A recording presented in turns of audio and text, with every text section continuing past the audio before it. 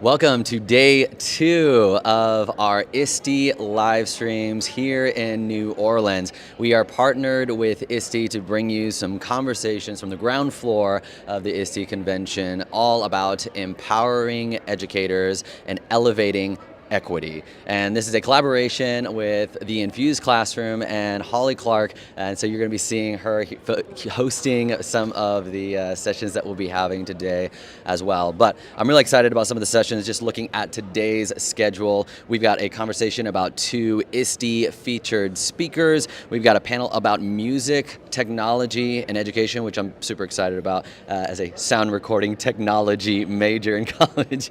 And we are going to be doing a discussion about women in EdTech and so much more. And so to give you context about this first session that we are about to have, I want to play a short video clip from last year's submissions of the KQED Youth Media Challenges.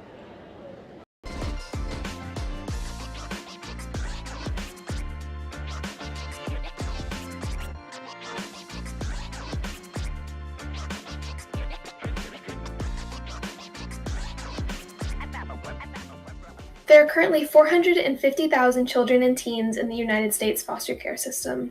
This is a system for children who are in dangerous family situations, and they go and live with temporary foster homes while their parents are recovering. However, while these kids are in the system, on average, they move through 7 foster homes. When these kids move, everything for them changes, from their workspace to their homes. We wanted to make something more consistent for them. Here's our solution. Introducing Adiona, a work area that fits into a suitcase. Our solution allows foster kids to have their own personal portable workspace that they can take with them wherever they happen to go. And so we have our CEO and founder of New EdTech Classroom, Kary, sitting down with KQED Media Literacy Innovator Merek Chang and KQED's Program Manager for STEM Education Professional Learning, Angel Valeria. Merek Chang and Angel Valeria, so great to have you on the show. Merek, we were actually chatting a little bit about food before we came on live because I know you're a foodie. Yes. And this is your first time in New Orleans, so I'm curious, what's some good food I had to get all the foods, gumbo, jambalaya, and I never see etouffee anywhere else, and okay. I'm a big fan. I'm going that route from now on. If I ever see it, that's what I'm ordering at a Cajun restaurant. Nice. Yeah. Angel, what about you? Is this your first time in New Orleans? Yeah, this is my first time in New Orleans, so definitely the food was super awesome, but the live music has been amazing. Before ISTE, I was staying on Frenchman Street, so just around the live music everywhere on the streets, in the bars and clubs, it's been awesome. Awesome. I know New Orleans is a unique experience for sure. So great to be back here in person finally at ISTE. And I know you all both presented yesterday about some video projects that you're having students do. We actually just saw a short clip from an example of a student-created video project, so amazing. And they're submitting those projects through Project Media with KQED. I'm curious to know just what were you having teachers do in your presentation yesterday? Yeah, so our presentation was specifically for STEM teachers to create science documentaries with us during our creation lab so that they can implement video projects and documentaries with their students in the classroom. Awesome. And then they saw some student examples that my students did, and also just kind of answer some logistics questions on what that would look like in their classroom and what different apps are out there for students to use and to help them navigate their projects if they choose to do it. Now, I know obviously these video projects are supporting content, supporting STEM. They're also supporting media literacy in general. So I'd like to start there. Why is it important for us to be teaching students about media literacy? Totally. I mean, media is all around us. Our students and youth are consuming media, TikTok, Instagram, everything. But to us, media literacy isn't just consuming media, it's also creating media, it's also analyzing media, and then especially in these day and ages, source evaluation, media evaluation to make sure that what you're consuming is truthful and factual. So that's what media literacy is to us. Yeah, and I think like at school, I saw a statistic that 99% of public schools in the United States have Wi-Fi access. So like, where's the one place that they can get the skills to actually navigate the web and evaluate what they're actually looking at. For those, like when they go down those 2 a.m. like deep dives on YouTube or whatever videos they watch, to kind of like what resources are there to actually help them with that process. And that's, I think, where schools come in, and also the creation of media so they can uplift their own voices as well. I'm sure it's about, yes, these future-oriented skills and about the content, also about student engagement. Students must love doing these kinds of projects. Totally. I think that, and Merek can speak to it more, because our youth are consuming so much media, they already have so many examples of what they like, visuals they like, sounds they like, and so bringing that into the classroom engages them more. It's just a more fun way to maybe do something like a lab report or an essay or a presentation, right? You're communicating maybe the same information, it's just in another format, which would be video or even podcasting or audio. So. Yeah, when I talk with my students, they already make like Instagram stories, they already have TikTok accounts, they know how to do a lot of the editing itself. It's just, oh, we're doing something that I normally do in my everyday life, but it's in school, so definitely with the engagement. And it's impressive. They actually know how to edit videos better than I do, because they do it, and they're like, I know in their personal lives, it's like, how many views did you get? Like, how many likes did I get? And so it's cool that they have an avenue to practice that in the classroom with content.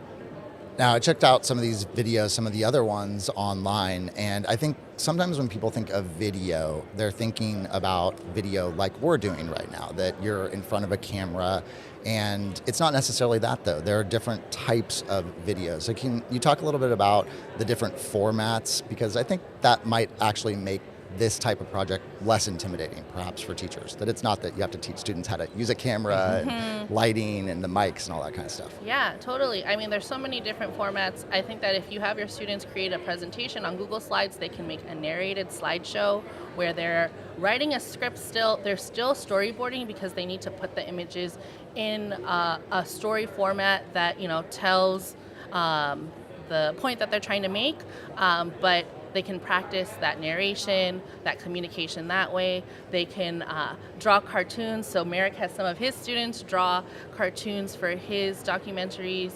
There's stop motion, which is super awesome too. So students don't need to be in front of the camera.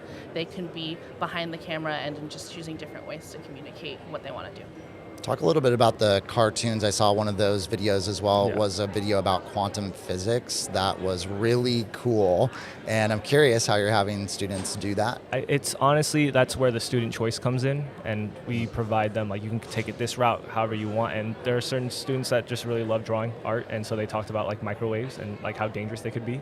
And but from their own experience of burning pancakes in a microwave for putting it on for 5 minutes. So kind of bring in that personal narrative story, but also, like you're talking about, certain students feel comfortable in front of a camera, other students don't, and just give them means to express themselves and to engage in content in a way that is not just a multiple choice test. It's not just some written problems. It's, oh, I can see this in my everyday life, and that's what I think video has to offer. And it's not just video, but also like infographics and anything which they can incorporate skills beyond just pen to paper or mouse to bubble on a multiple choice test. Yeah, a lot of times we hear these ideas in a more theoretical realm, that you should be offering students a lot of choice. We should be addressing learner variability. It seems like a video project like this is a way to make that happen, and also a way to make learning relevant, authentic, and valuable for students as well. Have you found that teachers are also feeling that change when they do a project like this, that when their students are engaged in choice-based, relevant, valuable, authentic projects, that teachers are excited and also feeling more engaged? Yeah, totally. I think that especially for teachers who've been in the classroom and know their content super well, it could get pretty repetitive in terms of the projects that you get, and so giving students choice to really be passionate and curious about the way that they're not only communicating via cartooning or footage or whatnot, but also with the topics that they have. It's interesting as a teacher to grade those projects and to even know your students better based on the way that they communicated in video and the topics that they had. I love that you brought that up, actually, this idea that novelty, which is an important part of engagement, is also important for teachers as well. And I'm curious, since you do these projects, Merek, if you have, I'm sure, grown your own skills in video creation, and if that also kind of helps you feel engaged and excited about your teaching. No, I think having support, and KQED offers a lot of support in terms of like having the actual content, but actually having a chance to make my own videos and to kind of be like almost wait in expectation on submission day to see like what my students create. I don't know if maybe your students were different when you were in the classroom, but I know for me it's kind of like a lot of Thursday, 11:59 p.m.'s a due date. Let's see what happens and let's see what submissions come in, or they ask for extensions and different things like that. But it's just really neat to see their creativity, and like it almost challenges me. Like I said, a lot of my students do what I like, making videos. They're better at it than me. They watch my student examples. I watch my videos. I always ask them what could I have done better, and that's their favorite question because I get a long list of like on the Google Slides, a long list of bullet points I could have done better. But yeah, and I learn a lot. I get challenged. That's part of the process, and like that's like I think teachers love coming to ISTE is because they get to see new things and say, oh, how would this look like in my classroom? And video projects and media projects as a whole, I think, really lend itself to that. So if a teacher is watching this right now and they're interested in getting started with implementing some video projects, but maybe it sounds a little bit intimidating, what suggestions do you have? What resources could they use? Yeah, so KQED has an amazing education department, and so we have a ton of resources for teachers. If they go to teach.kqed.org, that is our platform for educators to get more professional learning opportunities in media creation and media literacy. So we have 10 self-paced courses there that are free, that teachers can take whenever they want. So it's not time bound or anything, but there are instructors. So I'm one of the instructors, and two of my other colleagues are actually here at ISTE too, who are instructors in the course. And so they go through learning the fundamentals of maybe like video production, but then they also are thinking about how it looks in the classroom. So there'll be lesson planning, they'll create their own video, and then they'll also get feedback from us, the instructors. So I think that that's really cool. And then also we have virtual workshops all the time. So especially because summer is a great time for teachers to do PD. We have a ton of different workshops throughout the summer where teachers can just go onto Zoom, and then we can talk about video production, audio production, just implementing media projects in general. I think that's, and not just the production part, but just the implementation part is something that folks should think about. So we just have a lot of offerings for teachers. Merek, I'd like to hear a little bit more about implementation. So again, I think with videos that can seem a little bit intimidating. Do you run a fully project-based learning classroom, or is this something that maybe a teacher that doesn't have that kind of complete full project-based learning setup would still be able to implement? And kind of what does that look like? Are we talking a month, a week? That's a great question, because I know time's always at a premium. And I'm a biology and chemistry teacher, so I don't really have a project-based learning background. And I actually gave my students a week to work on this project, or take that back, about a week and a half, so about 7 school days to work on this project. And most of the time in class is just working on storyboarding, because that's the hardest part, is if they can get a script and storyboard together, then they've basically made their video. It's just getting a chance to do that in a classroom and then let them edit at home. I think something to consider is that a lot of our students, some students have video making backgrounds, but others don't. So I actually ran this twice in my class, just once at the beginning of the year on a specific unit in chemistry, and I ran it at the very end. And it's kind of cool just to see student growth in that way. And at least for a science teacher, people don't think, oh, you're making videos, what does that have to do with the content? But if you look at the next generation science standards, just an opportunity for them to communicate their information. And that's a lot of what scientists do, is take knowledge and communicate in a way that people like you and me can understand and can actually use in their everyday life.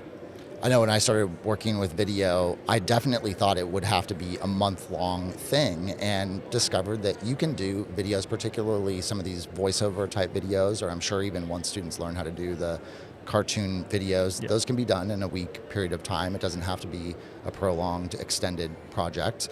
And I think that another key aspect of it that I've also noticed with your work is that it's not that those 7 days happen and then it's done. There's a publication element to it as well. So I noticed that you publish these. You even have a contest right? If I'm understanding correctly, it's more of a it's more of a challenge, actually. A challenge. Yeah. So because KQED is public media, we have the opportunity to uplift youth media more than maybe another nonprofit could. And so we have our Youth Media Challenge showcase. So if students decide that they want to make a science documentary, they can publish their video onto our showcase.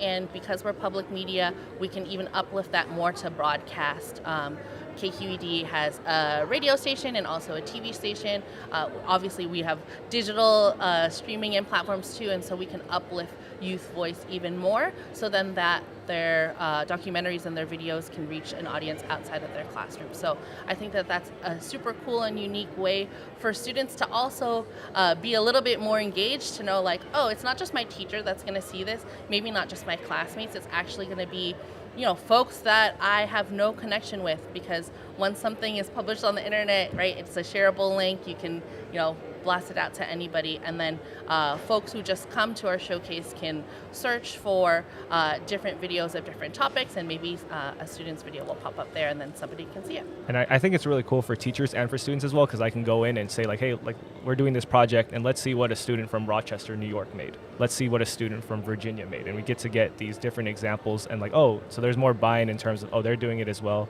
Let's see what direction they took it, and that you can post, and you're helping other students potentially on their projects as well by creating examples that others can see. And I really like that aspect too, because it's not very often that work gets out of the classroom. It kind of just stays in the classroom, and that's where it kind of just lives or dies. I don't know. So just a chance for it to kind of move out and into a public setting, I think is really cool for the students. Yeah, it's a shift from a one-way publication, from the student publishing essentially to a teacher, to publishing much more publicly. They are a lot more invested, I've found, when they know that their peers are going to be looking at something. In particular, this next step of giving them the opportunity to publish in a safe space, but in a much more public way. So that's, I think, also really powerful. I love that aspect of it. I got to ask you, I want to talk a little bit more about the documentaries, but I also know that you have an interest in this intersection of technology, media literacy, and food. Yes. And I'd love to know how that ends up playing out in your classroom. Do you have students do work that also incorporates food, and what does that look like? Definitely. So I went to UC Davis, and a food science program is what they're kind of known for, and that's what I studied. And I learned like, oh, you can do like learn science and also like have fun in the process. And so my favorite lab I do is actually an ice cream lab.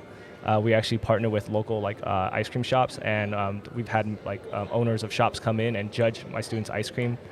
Through grants, we were actually able to buy not just if you've been in a science classroom, you might know the ice in a bag with salt, and then shake the bag, like actually ice cream makers. And then they go through the process, and they learn about thermochemistry in the process. And another lab that I like is similar to that is we actually have the students try to make the best tasting cup of coffee in the most energy efficient manner. And it's a challenge where they actually create videos of their coffee making or infographics.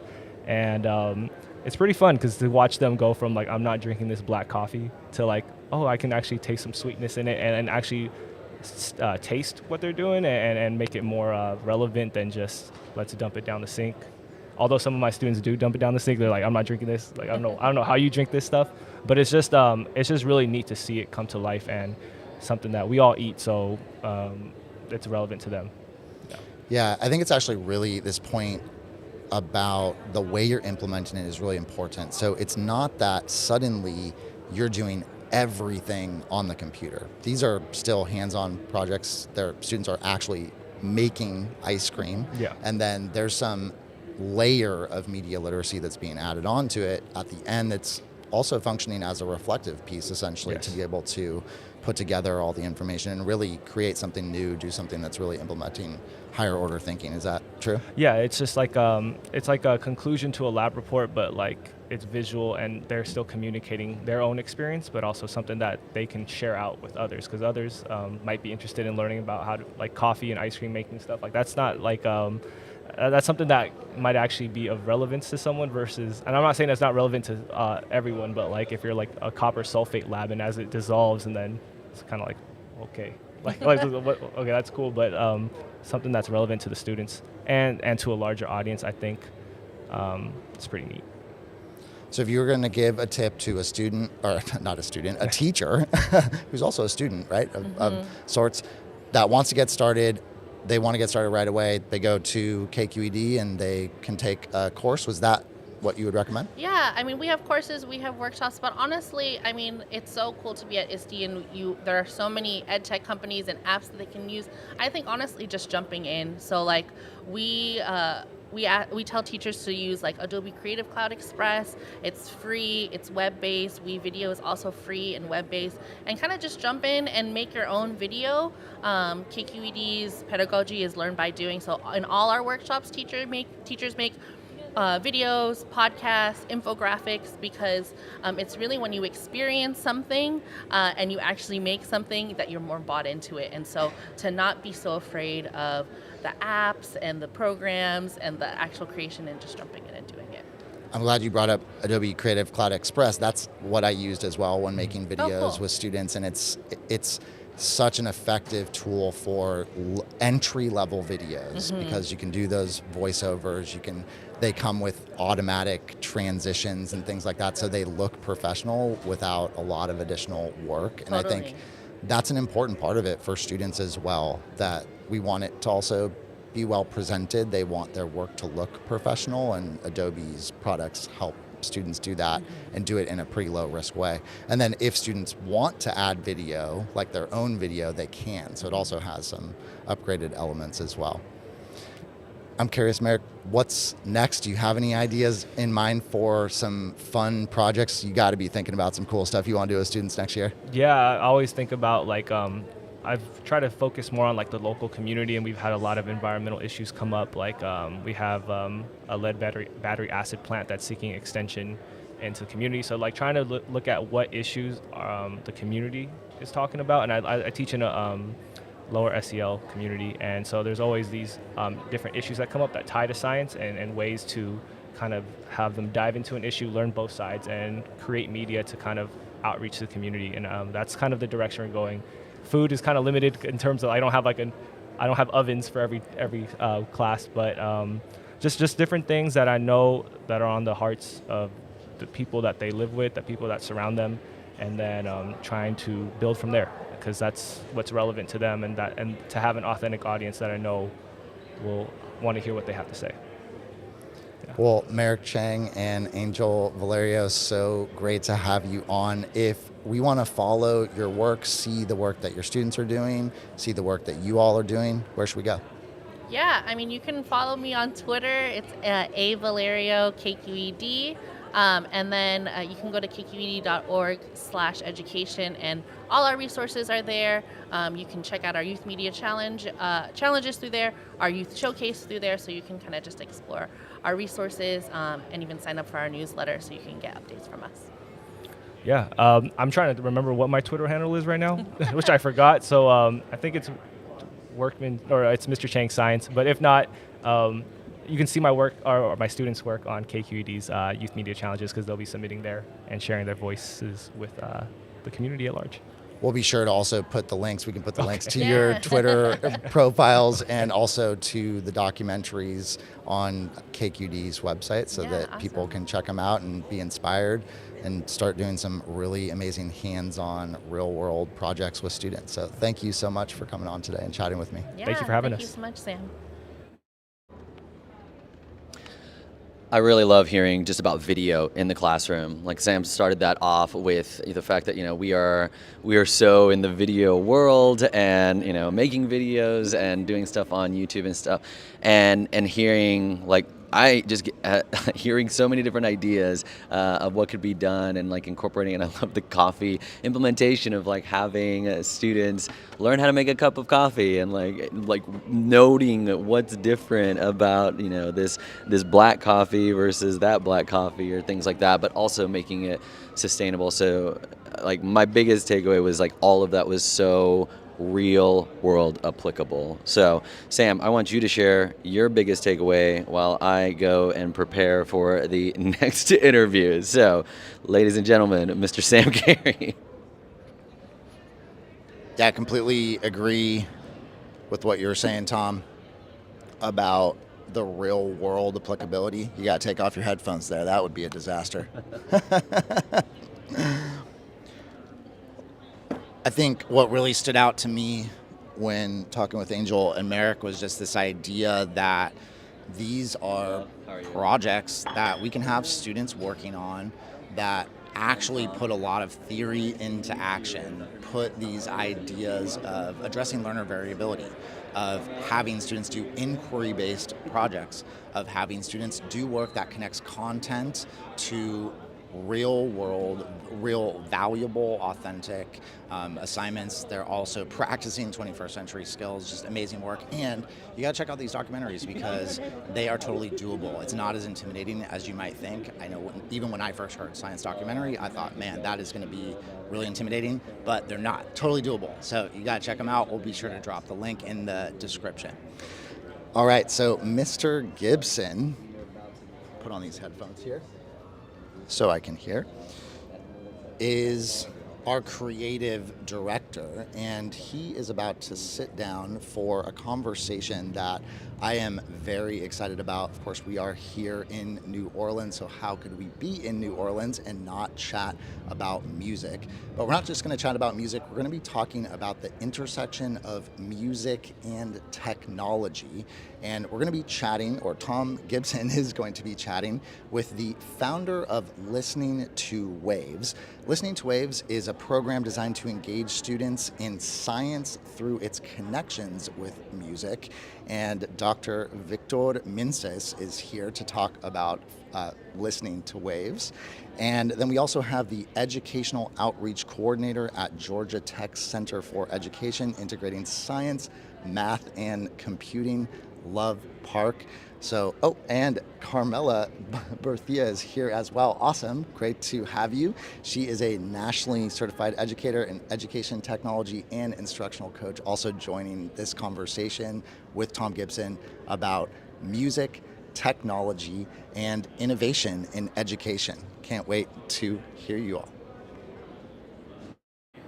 I was sharing a little bit early on the live stream how excited I was with this, because part of my story is like I studied audio engineering in college, and I was like, what? And like played classical guitar and like taught coding and robotics. I was like, these people are like my people. So I'm really excited to sit with all of y'all. This first question, I think we could actually probably spend a bit of time on this first question.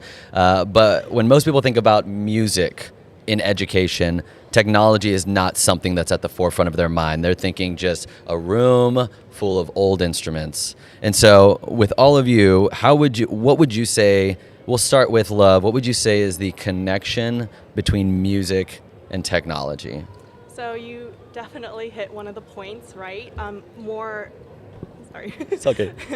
More authentically, there's the sound engineers, there's music producers, right? And those, They use digital audio workstations like Pro Tools or GarageBand. They also may use soundboards, right? But more conceptually and a little bit more structurally, right? Music has structure, right? There's structure. There's also computational thinking involved with sequencing and more algorithmic thinking. And so that's something that I think that is a really cool integration and connection that also falls a little bit more naturally, right? So that's my kind of take on technology. Yeah, and you work for a company that does something called EarSketch. Can you kind of talk about like where that connection is happening with EarSketch? Yeah, so that's exactly what the connection is, right? EarSketch uses code in Python or JavaScript to create essentially tracks in the digital audio workstation. So it is a platform that has the code editor where students can code, and then that translates into a digital audio workstation where the sound files kind of come to life and students can play music with that. So EarSketch also includes the curriculum portion and the sound files, and it also connects to other platforms like Soundtrap, or they can upload their own music. So it's not limited to the sounds in EarSketch, whereas there are still 4,000 sounds in there. But it does still take those computer science concepts like creating functions or creating sections in their code using comments, there's a lot of that integration that connects the music with the technology in our platform. Yeah, because when I was looking at it, I was like, as soon as I saw it, I was like, this makes so much sense. Because when you just think of like what music is, and it's like you've got, okay, let me make this function of this beat, and then let's repeat that here, and here, and it's like, oh my gosh, that's like perfect. That is coding. So that was really, really cool to see. Carmella, what would you say where would you see the intersection between music and technology in the work that you're doing? I would say, so my answer is a little bit similar. Of course, originally, like when you look way back, music and technology intersected in the fact that it was a way to showcase music, right? So just being able to record, being able to use those early inventions. But now technology is the instrument. And when students come into my classroom, even though students are really excited to see a drum, they're really excited to see a piano, the instrument that they're most excited to see is anything that they can sequence with. So if they see something that lights up and it has buttons on it and they can make loops and things, that's what they're excited about. And they understand that that's creation, and that's the way that that most producers are going now. And so for music education, it's very important because right now we're largely behind the curve. A lot of music teachers have not started incorporating those new tools, and they're not even new; they're old.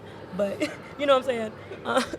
So it's really important as music educators that we step up to the plate and we start to incorporate those things that are 20, 30, 40 years old into our lessons and help students to be prepared for the fields that they want to actually pursue.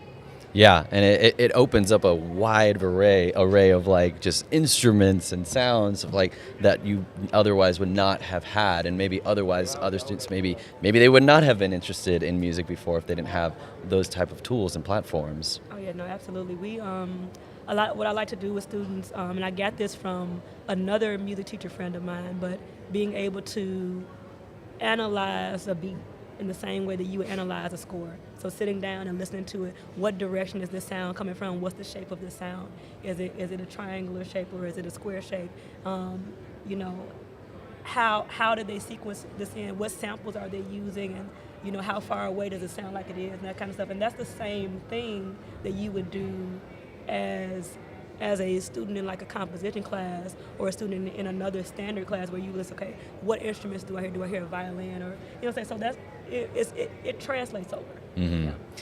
Dr. Minces, I have a feeling you have some thoughts on the intersection of music and technology. I have a lot of thoughts, but most of them were mentioned already by Love and Carmella. Yeah. So I was getting goosebumps as they were talking because these are the things I've been thinking so hard about. The only thing that I would add is that most of the music we listen to now is heavily produced. So all music is electronic music now. And even for traditional music, understanding how microphone works and even amplification is something that there's a lot to learn about. So, yeah, you said everything. Yeah, and Dr. Minces, can you talk a little bit about listening to waves? Because I got a chance to play with it, and I was just like, oh, where was this when I was teaching physics? I can talk a lot about it. Yeah, for a few hours. I really love it. So it's the same for me. These are tools. Some of these are tools that I first encountered when I was a physics student, and they blew my mind. And what I thought was, wait, where were these tools when I was in high school, where I hated science? So the idea is to bring that wonder to the classroom through the connections between sound, music, and science. And now we're going into computer science as well. So we created tools that are for visualizing sound, for understanding sound, but we modify them so children can play with sound. So it's not music in a most traditional sense, but it's music in the sense of organizing sound and exploring and being wondered by sound. And the idea is that the tools have very, very low floor access, because some of the digital tools for making music, we actually tried them in schools, and they work if you have a very prepared person teaching the children. But we wanted to create something that first it's online, so anybody you can go home and use it right now. Actually, you did, but also that you can fund exploring right away from moment zero. So that's our philosophy. Yeah, I loved it because I mean, there's tools on there where you can create a sound and see and zoom in while the sound is happening and like playing with the waveform. Like, man, what a beautiful visualization! Like, it was so manipulatable. And it wasn't just like, because when I taught physics, sound was the part that I was most excited to teach, and I found like one simulation on FET simulations, and it's like, oh, let's learn about waves and amplitude and stuff. So it was really, really cool. So it's listening. If someone wants to check it out, it's listeningtowaves.com. Yeah. Okay. If we look at, you kind of spoke to a little bit to this, Carmella, like alluded to it a little bit. How does music, how do these tools and instruments and these virtual instruments, how do they create a more equitable classroom environment for our students? I would say one thing that it does is it helps the non-performer become a performer, right? So there are some students who I wouldn't necessarily say they don't have the ability to play, but it may be frightening for them to play. Or I have one student who just graduated. He plays beautifully. He's terrified of getting on stage, and he would not get on stage for it. But being able to use technology opens a door for them to be able to perform and to be heard without being seen. And for a long time in music classes, the unseen performer has kind of been shunned, and so music technology opens that door. Yeah, and Love, how have you seen with the work that you're doing at EarSketch, how has that created more equity for the students in the classrooms that they're using it? I'd say I feel like it lowers the barrier to entry, right? There's a lot of students who may be unfamiliar with maybe computer science, or maybe they're unfamiliar with music. And so kind of seeing something that's familiar to them helps them get past through that threshold to get to something that's maybe something a little bit more unfamiliar. And so I think I've seen that, and it also broadens the reach, right? Like a lot of students listen to music. I think one of our past studies, we saw 59.8% listen to like 3 or more hours of music every day. And so that's a lot of music being listened to, right? That's something that students have experience in, or maybe they have more confidence in. They're like, oh, I know what I like. I am more familiar with this type of music. I jam to this. And so having that kind of familiarity helps with going past that, right? And so that's something that I've seen with EarSketch. A lot of even teachers who are not familiar with computer science, they're like, oh, I'm very interested in this. Right now we're in the digital age. There's a lot of technology going on. There's a lot of technology careers out there that students may be interested in, but may not feel comfortable seeking more information about. But then with EarSketch or with other music platforms, right, they kind of are introduced to it in more of a low stakes situation. And so that's something that I've seen, that students unfamiliar to either computer science or unfamiliar to music start saying, oh, this is something I enjoy, this is something new, I kind of want to see where this takes me. Mm-hmm. Yeah, but I like that, the easier access point, and also just the kids that maybe would not have discovered it otherwise. The kid that is really into coding and not into music, but then it's like, well, now I'm doing that. And for me, I remember my introduction to like a lot of the world of technology was I played guitar and I wanted to record it, and this was like back in 1998, and I had this tiny little microphone on my dad's like Windows 98 or something, and it was sound recorder. I was like, okay, let me when I make the noise, it makes that little frequency. Okay, let me record these things. And then I'm like, oh, well, I want to record chords behind that. But this was the most rudimentary DAW. And so like, well, it says there's like a layering feature, and I wasn't using a metronome, but I'm like, okay, let me layer it. And it opened the world for me. It started with the music, but it opened the world to technology. And then for other students, it's going to be the other way. The technology draws them in, and then they find like their love of music in there as well. So that's really, really exciting to hear. What are some of the ways, and I'll open this one up to y'all, what are some ways that y'all have seen non-music teachers bring music into the classroom?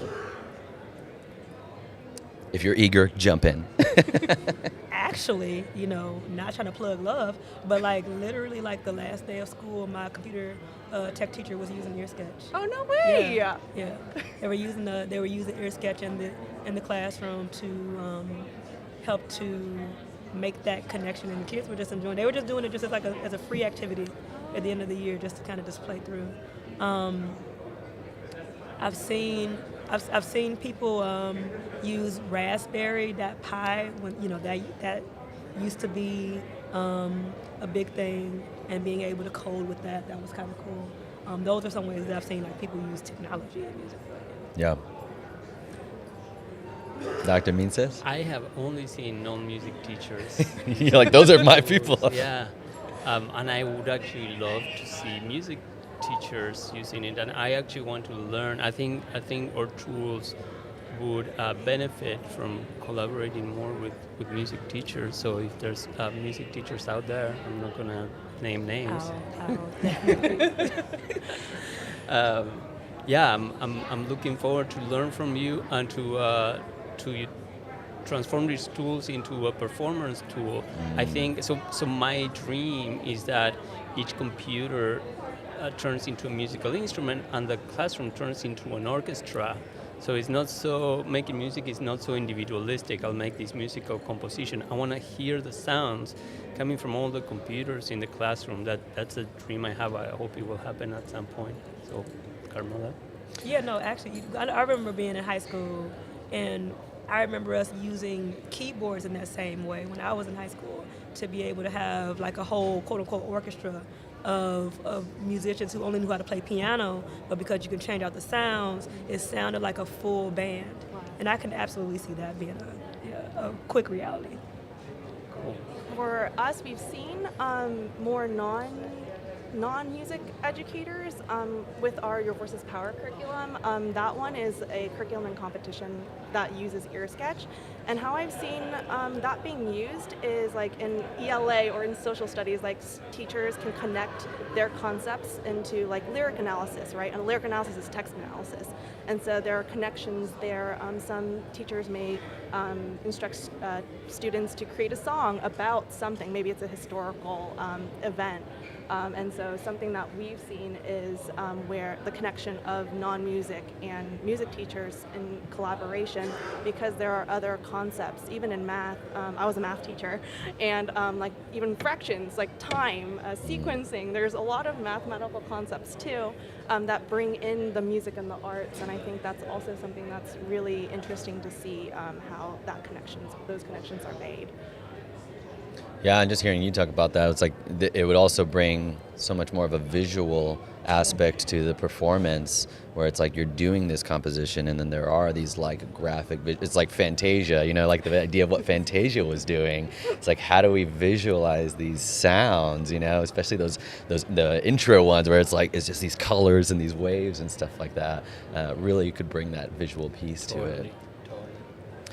What are some of the other resources, if there are teachers out there that are wanting to learn how to use music in their classroom? And this could be the music teacher, this could be the non-music teacher. What are some of the resources, in addition to EarSketch, in addition to Listen to Waves, that you guys have found effective, useful, helpful, simple to use? And you can also continue to talk about other ways that teachers are using the platforms that you have worked with. Go for it, love. I think there's Soundtrap. It's kind of like a similar DAW situation. There are plenty of other, GarageBand, depends on the familiarity. I mean, I'm always going to plug Ear Sketch, right? Of course. But those are the ones that I can think of off the top of my head. Have you all used something else? I have. I'm actually trying to find one too. Yeah, go for it. Yeah. So, I'm actually presenting on that tomorrow. That's actually the point of my presentation tomorrow. But yeah, Ear Sketch is great. Soundtrap is absolutely great. It integrates with a lot of other platforms like Noteworthy and Flat, where you can actually compose.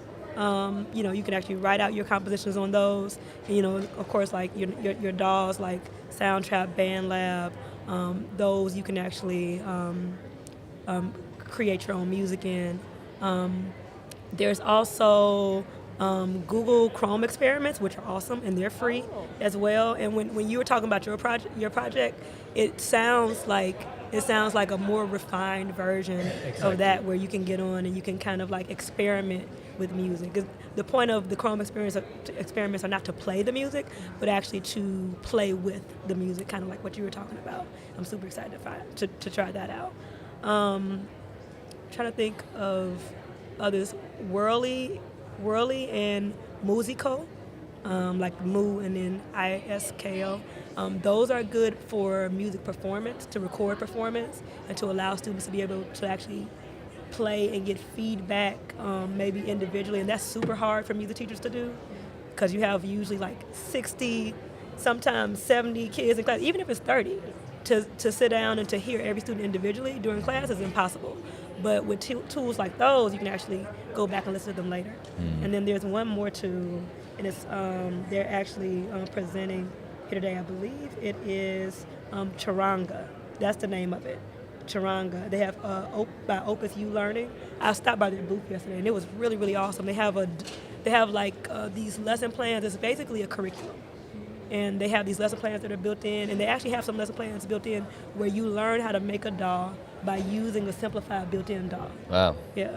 So there was a lot. And if I'm a free resource if anybody needs help with like finding technology. Yeah, and with some of those, could you talk about some of the collaborate? Do some of them have collaboration features where students can work together and everything? One of the best ones when I was virtual for having students work together was this just shared piano, which is basically, it's literally a shared piano online, where you can share off a link, and you can either use the keys on the keyboard, or you can actually plug in a musical keyboard with a MIDI cable and be able to like play in. And so students can like be in different parts, and they can actually, different houses, they can actually play together on screen, which is great if they're ready for that, and it can be super annoying sometimes if you just have that one kid that's just pressing one key over and over again. A440, A440, right. A440, A440. I love this. Yeah. But also, like she was talking about Soundtrap. Soundtrap is actually very collaborative. And so is Flat. Flat is collaborative, where students can collaborate on one score together. Soundtrap, students can be at different computers. I had students at the end of the year. They were at different computers, and they recorded themselves playing in to the computers, and they made their own composition, or they made a cover song. Yeah. I had some students doing podcasting in the classroom, and they would do virtually from their home. Like some would go to Soundtrap, and one would add the sound file, and one would make something in iMovie and import it into there, and one would like do the recording file. So it's like a Google Doc, right? A Google DAW, Google Doc DAW. Yeah, I like Google DAW. Google DAW. That's a good one. What about you, Dr. Minces? What are some other resources for teachers? They say them all. I appreciate that you're going first. You're like, they got them all. But if anybody needs any, I have a wealth of them. Yeah, and so when we're considering like the climate of the arts in school, a lot of these music programs in school is like that's a lot of times the first program that they're considering cutting. So like, what would you say if you were speaking to those that were making the decision? Do we cut these music programs or not? Like, what is the pitch? What is the plea? What do you say to them? Not. No, please don't cut them. Thank you. Expand on that, Dr. Minces. I think arts are super important for cognitive development, and for the most important thing, which is for people to be happy at school. You know, kids don't choose to go to school. They're brought there, and then they have to sit down and do a bunch of things that they don't choose to do. So it's important to find ways that they actually enjoy their time there. But even more than cutting or not cutting music, I think it's worth to look at more integrative ways of to do more integrative things in school. So it's not like so much like subjects. You have to learn this very abstract thing that it might not be helpful for your life at all. I think it's better to do things that they create products that they enjoy creating, and I think music is one of those things that everybody cares about. And there's so many things to learn in the music making process, including music, but also that go beyond music, for example, computing or physics. So even more than keeping or not keeping one particular program, I think it's good to think structurally of what schools should be doing. Yeah. That's like the bigger solution, you know, because it's like if music is in your physics class, if music is in your coding class, if music is in your math class, is in your science, is in your history class, and in you know, music class, and in music and class. math is in your music class. Yeah. But in the meanwhile, don't cut it. Yeah, in the meanwhile, still don't cut it, Yeah. but we're still going to sprinkle it everywhere we can. Well, Love, what are you optimistic about when it comes to music and music education? Oh, I think I'm very optimistic. There's a drive to connect. There's a drive for like interdisciplinary reach, right? And I think that's something that's really great to see. That how can we bring like computing to life? Like how can we see it, or how can we hear it? And I think that's something that's fascinating, and I'm very optimistic about seeing that in classrooms and seeing that student engagement, because that engagement piece is so hard if it's just like a workbook or just, you know, pieces of paper. Like if it's brought to life in some way that like involves other senses, right? That is so much more, it makes the concepts more ingrained into what they're learning. And so I'm very excited to see what students also create. It's the creation part, right? Yeah. Students are so, what's the word? Like just so talented. And it's so great to see something that they not only enjoy, but also can like have something like a product, or not even a product, but just something that they can show others. So it's just great. Yeah, it is good. Well, Love, Carmella, Dr. Minces, I appreciate you. I love chatting with you guys about this. And I'm looking forward to continuing to see and hear what the work is that you'll continue to do in the classroom. So thanks so much for coming on the live stream today. Thank you. Thanks so much. It was a pleasure. That was an amazing conversation. We're still continuing to chat about creativity, but also these really practical ways that we can implement creative projects to do real world learning with students, build 21st century skills. And I'm actually really excited to have Mr. Claudio Zavala Jr. on right now. I just saw him walking by, and we're about to talk about Adobe a little bit. We actually talked a little bit about Adobe just in the previous session. We were talking about making videos. Okay. So we had some teachers on that were making these science documentaries through KQED. Okay. Very cool, using Adobe Creative Cloud Express. Oh, nice. So it was awesome, great segue. And they also were just mentioning how they're doing these audio projects. And I've actually done some podcasting projects with students where we make the podcast in Soundtrap, and then we do some publication with thumbnail creation in Adobe, what was Adobe Spark, and now Adobe Creative Cloud Express. And Adobe Express now. Yes, Adobe Express, you're right. Now, I think a great way, well, first of all, I do want to just thank Adobe. So thank you to Adobe for helping make this happen. We couldn't have done this live stream without your support. And part of what Adobe is doing is putting out these monthly creative challenges. It's coming out monthly. And those are challenges that make it, I think, really easy for teachers and students to get into creativity. They have some pre-created templates and things like that. Could you tell us a little bit about these challenges and why you think they're valuable? Yeah. Well, first of all, thanks for letting me hop on here. I love this whole setup. I'm just like blown away. You're doing awesome stuff here. That's great. So in regards to the challenges, yeah. So we launched them back in January. Well, it's like the initial one, the first one, and really just to inspire teachers and students first, to create, just to go out there and create. But first and foremost, just having a template so that they can just dive in and not worry about the design piece, and really go in there and change their photo, change text, change color, really personalize the template. That's really what's about, like making it their own. And the great thing about it, so create these designs, these challenges, and you see them, and you, like myself, I see it as a certain I would say version of it, and then I see the ones that are coming through on social or people are sharing and are like, oh my gosh, that's really neat. I don't know why I didn't think of that. Like that's a nice twist to it. And it's not one where you're like, oh, you have to keep everything that's there. And we'd love seeing all the different iterations of it. So every month there's different ones with different focus. There was an identity one, and there was one, most recently it was like, what are my summer plans? What am I going to do when school's out? So we create one for a teacher, and we also have like a student version. And so for ISTE, we created one, hey, what are you excited about if you're going to ISTE or not at ISTE? So we created a version for people to change it up. And even then, I've seen some of those boxes and people changed it and added something like different pieces within those boxes. Like, hey, that is so cool, and it's great to see it start from one point and seeing all the different versions. And really, the whole point of it is for people to really be able to share their voice, share their identity with it, and really make it their own. So then when they're proud of something that they create, and using a tool like Adobe Express to create that, well, that's just like the cherry on top, Claudia, we actually found the one you made for ISTE. Now I'm gonna show it tomorrow. Okay. We do have a few of them to show. Yeah.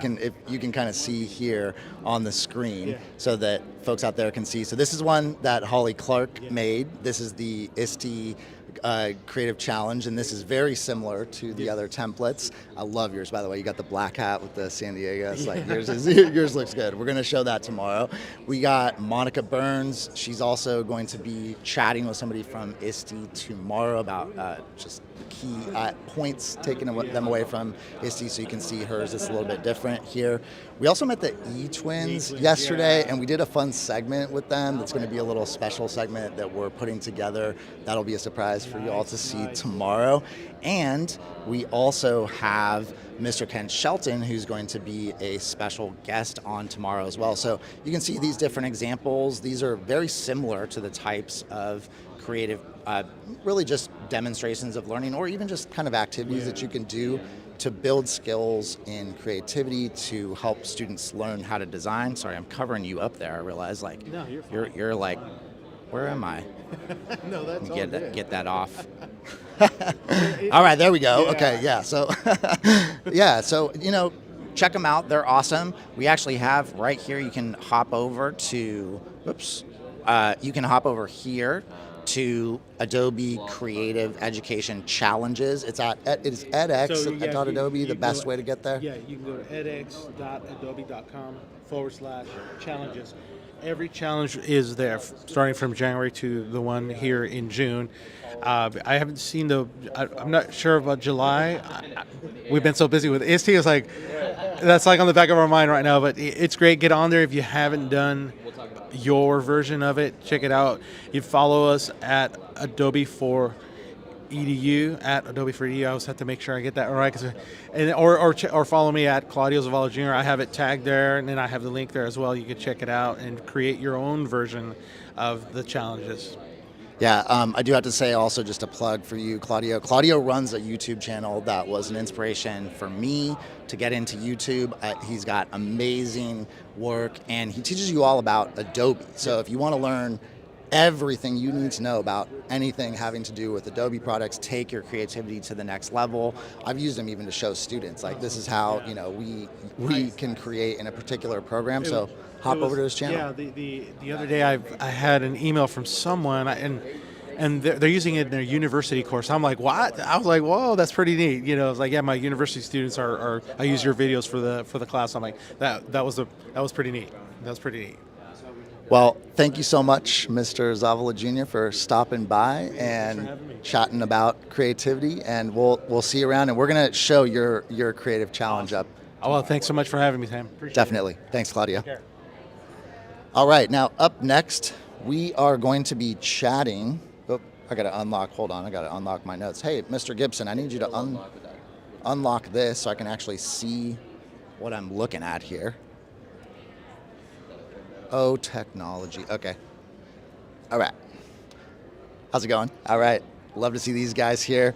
So you may have noticed these awesome displays. So right behind me, you can see we have this interactive board. It is like the sweetest thing ever. We have all the camera angles, and we're actually going to show you how we set this up later. We made a behind the scenes video so you can see all of the equipment.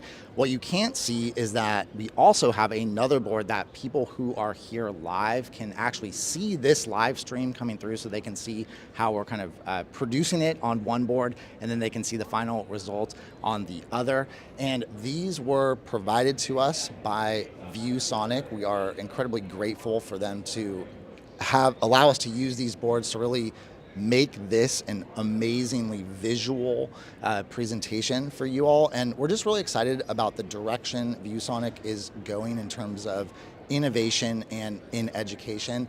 And I'm excited about this upcoming conversation that we're going to be having with the Director of Training and Solutions at Viewsonic, Mr. Blake Everhart.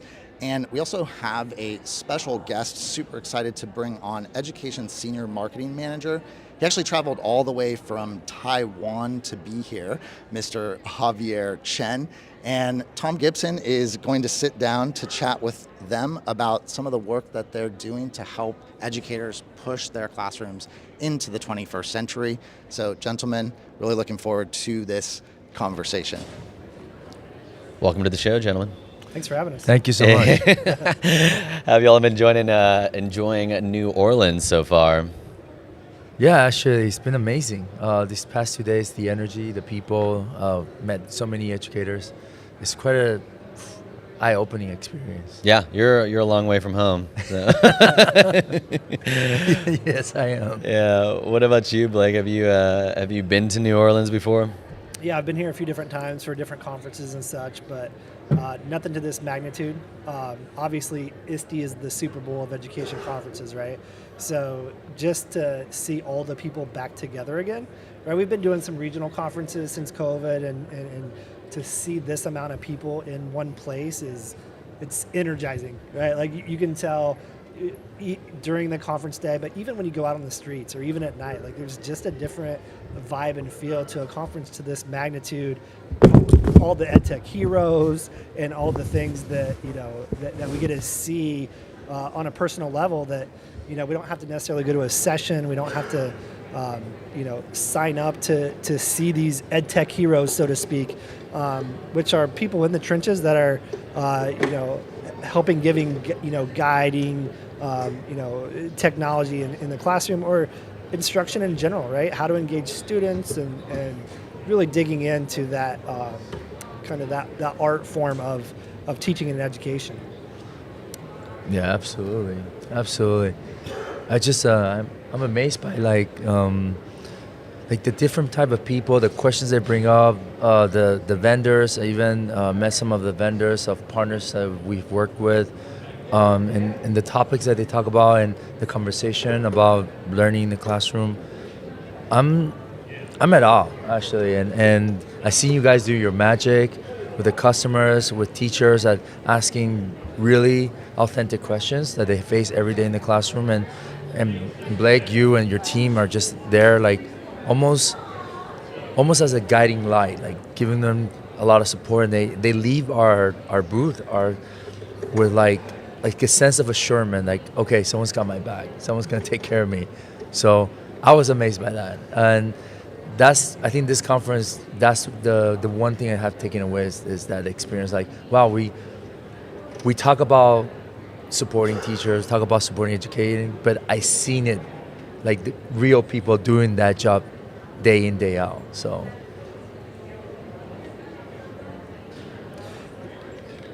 That's a good point, and kind of talks about, and I know, Thom, pre-show we were talking about kind of the growth of Viewsonic and kind of where we've come from. But I think that's where we've come from, like a hardware company into a solutions company, right? And part of it is like, if you look at our software, for example, who personally I think is like one of the best interactive software in the market, but what made us that way was because we listened to our end users, right? We listened to the people in the trenches. Also because we had been there, our teams, that's part of the professional development team and part of our sales team, have been in the trenches as a teacher. That we've been in the classroom, we understand it, but also like how to ask questions and get feedback that can help grow our product line. I think that's probably been the most instrumental in helping us dig into and be a part of classrooms across the world, which is kind of cool to think about. Yeah. Kudos for you for handling that just now. For those who could not see, my microphone like completely fell off the table and then we couldn't do it. I'm like, keep talking. And then Blake was like, and yeah, education, and we were just fun. And so kudos to y'all. They saw. They're like, he's going to need a few minutes.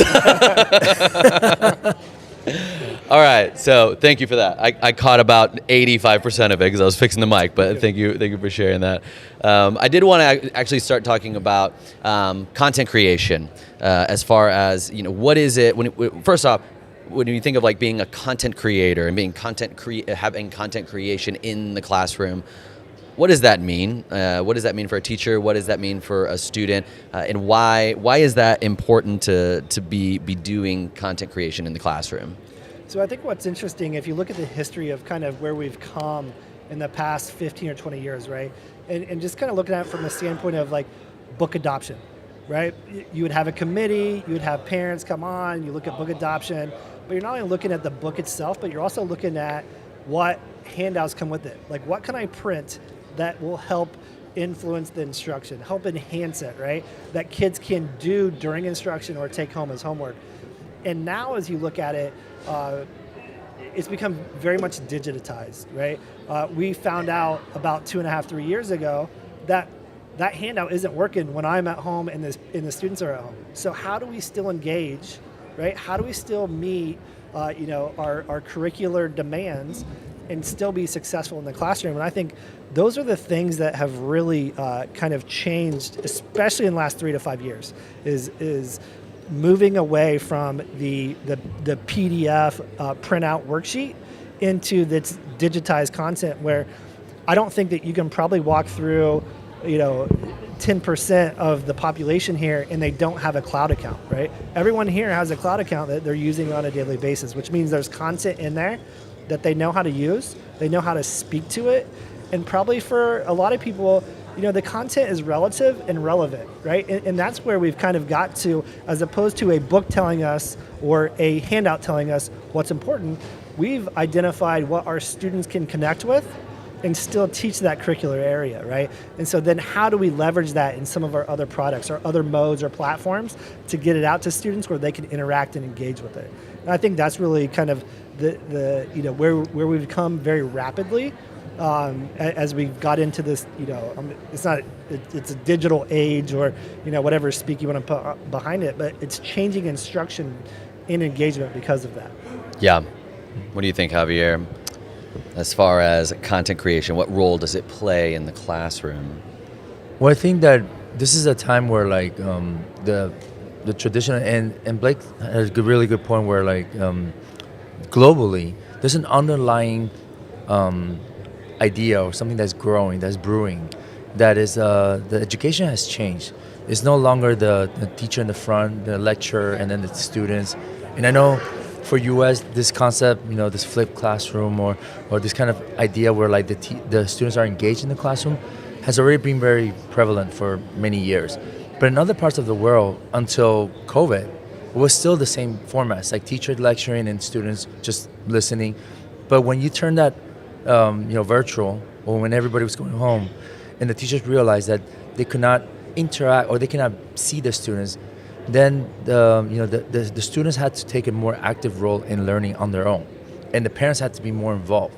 And so now there's this new idea, or not new anymore for the US, but for other markets, where the students are more engaged in participating, in creating what they want to learn. And teachers are more able to cater to each student or personalize the learning. So I think content plays a huge role in creating that kind of equity in the education, or creating that personalized learning where kids can actually adopt or extract what they need from the lesson and make up for the parts that they haven't really absorbed that well, and the teachers can actually cater to each individual needs. So I've seen that in many countries. So it's quite amazing what this transition has done to education. Yeah, and it's such an opportunity too when you think of a teacher, not only a teacher creating stuff, because even creating lessons, there's going to be content creation aspects in there. Like, you're doing so much higher level work of like orchestrating and putting things together and presenting things, and like what we'd be robbing our students of opportunities if we're the only ones as educators doing the content creation for them to receive it and to be passive, recipients of it. You guys talked about how it creates that engagement for the students when they're getting their hands on something, they're making something, they're showing what they know, and making it meaningful and going through all of those types of processes. And so it can feel pretty overwhelming for a teacher though when they're like, okay, I'd love to kind of do more content creation for myself, I'd love my students to do more content creation. There's a lot of tools out there, and where do I start? How do I get started in this world of just creating more and creating those opportunities for students? Yeah, so that's the magical question, right, in all of education that no one has figured out. Otherwise, it'd be written in a book and be sold for millions and millions of dollars. But I think what's important, right, is the hard part is time, right? If you talk to any teacher, any educator, the hardest part of whatever they're doing is having more time to learn something else, right? The passion is there, the empathy for students, the empathy for learning is always there. That's why they're educators. That's why we're all educators, right? That's why we chose this, because we care about the kids, we care about the profession, we care about the future of the world, of everything that these students are going to turn out to be. So how do we find time to find things that are, again, coming, and probably reiterated more than once here, the relativity and relevance of instruction, of finding a connection with that student. And now that students now have access to anything in the world at the palm of their hand, that's an even tougher challenge for teachers to find what platform is going to work, what's going to be something that's going to be a current topic to bring them in and engage them, right? And then for them to be able to bring out a viable product of something that attaches to our standards, in quotes, right, or our curriculum, needs that we have to present in the classroom. I think that's what's the toughest part is time. Yeah. And you made a massively important fact there, the fact that it's not just about creating, it's like, how am I going to make this relevant? Because I can do this really fun creative project, but if it's not really relevant to like the student and not something that's meaningful to them and doesn't like even give them any kind of something to latch onto that they're interested or have some choice in, like it's just still just an empty assignment. And so I think you're right in regards, like, that's got to be one of the first places that we're thinking, like, why we're doing this, creating that relevance.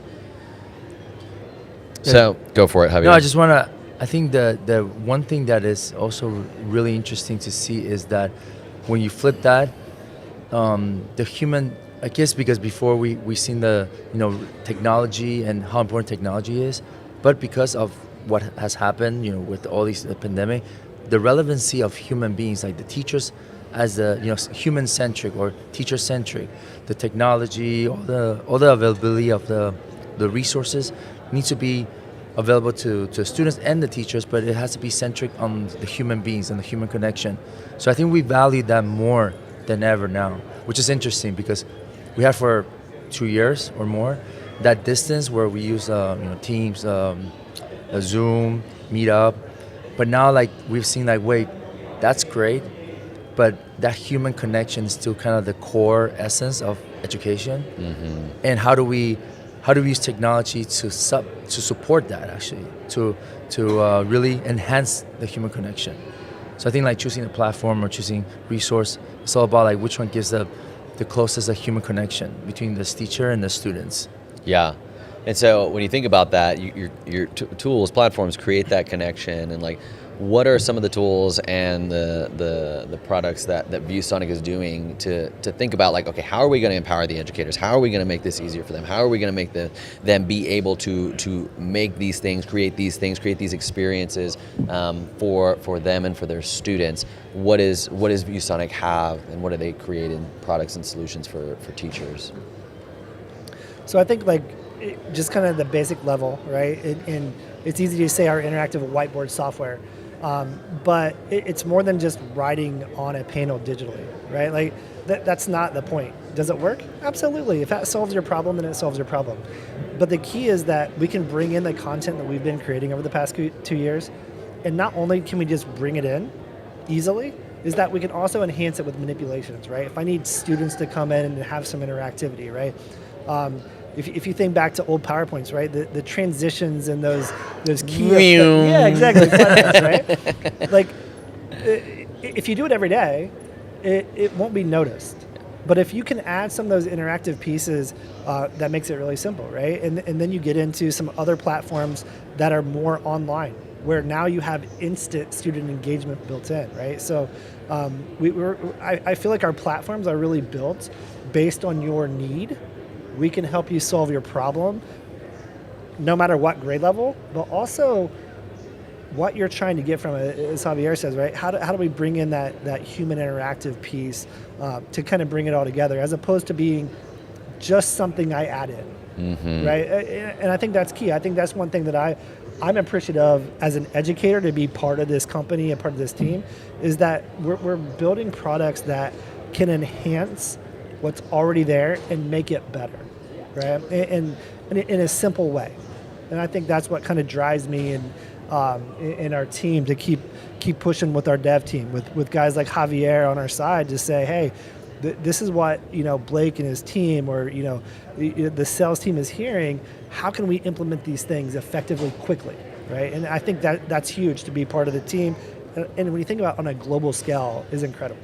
It's just awesome. Yeah, we're really excited to be in partnership with, just talking to you guys this week and in person and everything, and just the direction and how much you're seeing, like you have the opportunity to create these tools to empower these educators, and it's about what's happening in those classrooms is very exciting for us as a team supporting teachers alongside you all. And so I just want to say thanks so much for coming, and it's always good to see you, Blake, and it was good to meet you here. Thank you, Javier, and appreciate y'all coming and sharing your thoughts on the show. Thank you, man. It's great to be here. Love it. It's meeting you guys in person. This is great. Yeah. Awesome. Well, thank you so much to Blake and Javier from Viewsonic. And we actually, right before this, we're talking to Claudio about some ways that we can do some creation. They were just talking about the importance of creation. And I was showing you some of those ISTE challenges. So I'm actually going to do the ISTE challenge right now. And Thom and I are going to have a little bit of a competition. So if you were watching the show yesterday, you might have seen that Thom started this creative challenge. This isn't Thom, obviously, but he remixed this design. I cut him off because Clara Galan from Adobe came over and I wanted to chat with her about creativity. So I'm going to give him a little bit more time, but I wanted to do this, and then we can see whether or not you all like Thom's creation or my creation a little bit better. We'll let you vote on it tomorrow. We might bring some other people to vote on it and critique our creations here as well. Now, to make it a little bit nicer to Thom, I cut him off. I'm going to actually give myself, Thom, now you're hearing this, Thom, so you can hear how nice I'm going to be, that I'm actually going to give myself 5 minutes. So instead of taking 10 minutes, I'm going to do 5 minutes, if I can actually get this timer to work, so that we can kind of not, be cheating Thom his time. I may not be able to get this timer to work, but it's okay. All right, so I'm going to go 5 minutes. I'm going to see what I can do in 5 minutes on this design right here.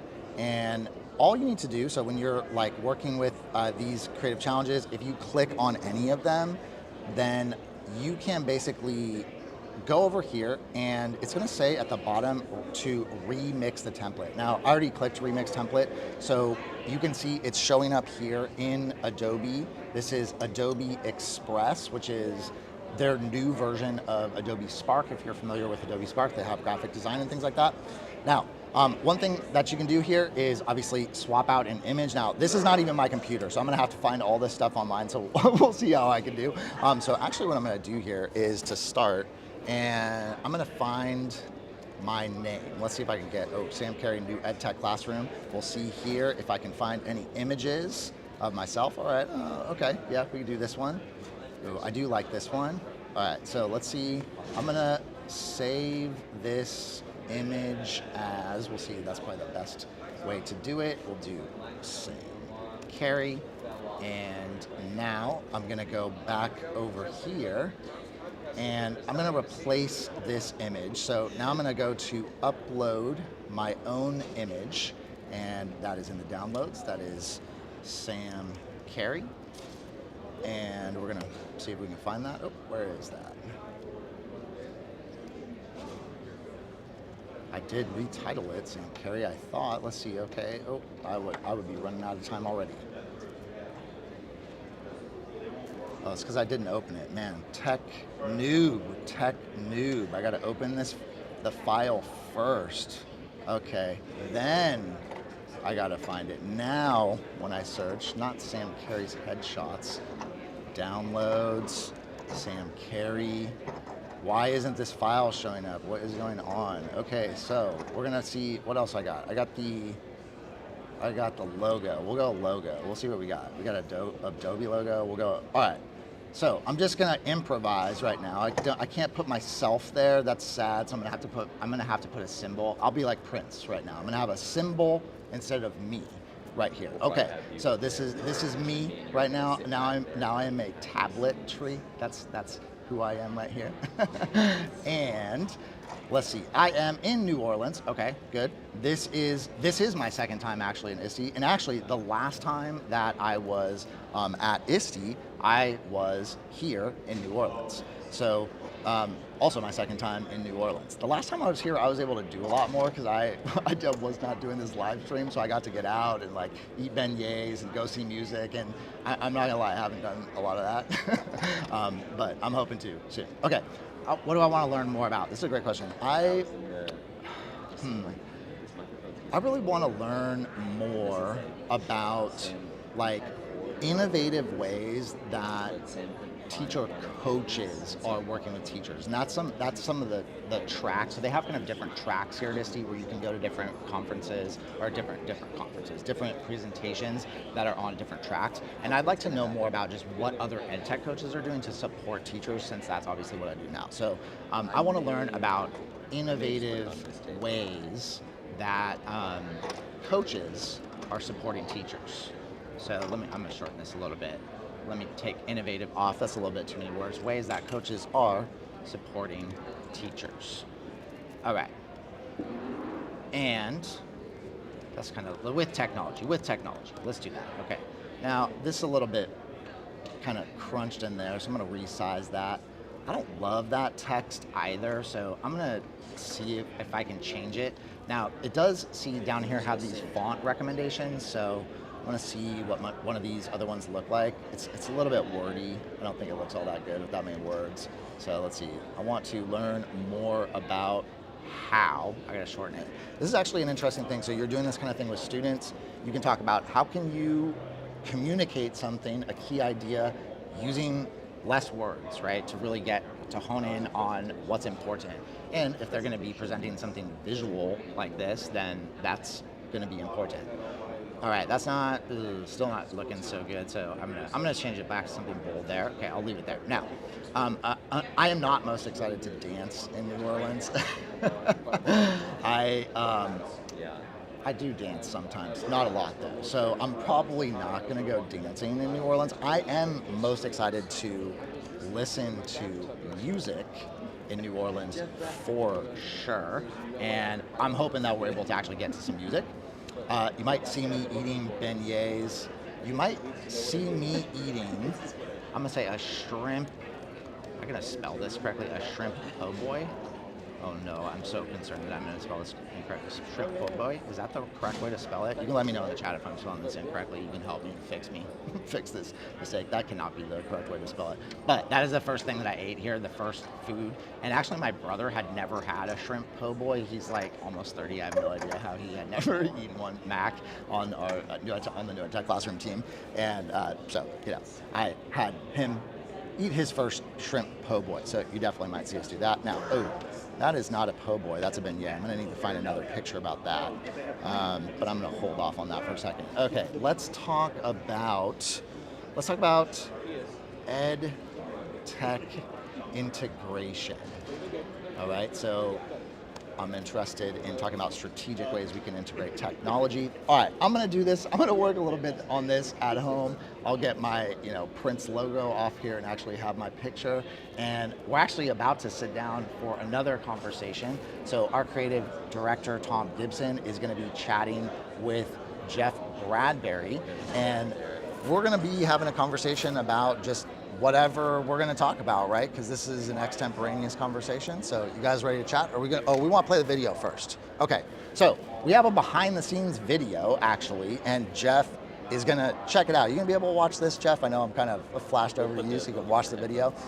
We have this video that Thom made, basically showing our whole setup here, looking at the behind the scenes. Jeff is here to chat with us, and he is into equipment and things like that, so I know they're going to kind of geek out and talk a little bit about that. But first, we're going to play a video to show you a little bit of our behind the scenes here that Mr. Gibson set up. So let me just pull this guy up. All right. I'm here at ISTE, and we are currently getting our stuff set up for this week's live stream. So I want to give you a behind the scenes look at everything that it takes to get this live stream looking and sounding the way that it does. Currently, Mr. Sam Kary, oh my gosh, it's Sam Kary. Hey. Mr. Sam Kary is working on final details for everything. Mr. Matt Kary, if you don't know Matt Kary is behind the scenes. Mr. Matt Kary is getting all sorts of documents and things ready. So this is the battle station here with everything. We got an M1 MacBook Air going right here that's kind of managing most of the stuff. Got to head to Guitar Center here in New Orleans to kind of get a few things that we need. We're using the Rodecaster Pro. All 4 of those microphones are plugged into the Rodecaster Pro coming in, so we can adjust those levels. And we've got this wireless microphone, this Rode Wireless Go. Usually you can clip it onto your shirt, but they make this little handle that you can actually use it as a wireless microphone. So that receiver is right here, and so that's going into one of these channels as well. So when we're behind the scenes, if we want to contribute to something, we can just use that microphone, which is pretty fun. Everyone's got headphones so they can hear themselves and hear each other pretty well, and all that handles the headphone situation there. Got a little dock. We got lucky. We got an Ethernet cable to make sure we got some pretty reliable internet connection. And during these tests, it came out pretty good, so that was pretty fun. Got a Stream Deck. Not having to use this too much because I'm controlling all the audio from there, and I'm controlling all the video from here. This is an ATEM Mini Pro ISO. What that does is it allows me to take this camera and this camera and this camera and the camera that I'm holding right now, and I can actually plug it in to each into this, all 4 of them, into this device. And what's really fun about this version is I can send this device to this view board, which Viewsonic has allowed us to use for our live stream, and we can see what all of the camera inputs say. There's nothing on camera 4 right now because I don't have it plugged in because I'm using it. But what's really fun is when we're on the live stream, I can just say which camera I would like. We're using Ecamm Live for our live stream, and then I can say which camera I want to be showing, as I push these buttons on the live stream going out to YouTube. So that's pretty cool. And what else? Got some dummy batteries, so that way we don't have to keep charging our batteries. We plug the battery in right here. And then there's a cable that we have continuous power because this would not work if we had to keep recharging our batteries. And then we've got another view board over here. This is where we're having the actual YouTube live stream. We're gonna have the volume all the way down, but we just wanted like a really fun and cool visual where people would come over here and they would see a conversation happening right here. They would see, oh, this is interesting. There's some kind of production going on. And then they see over here, oh, this is actually going out live on YouTube right now.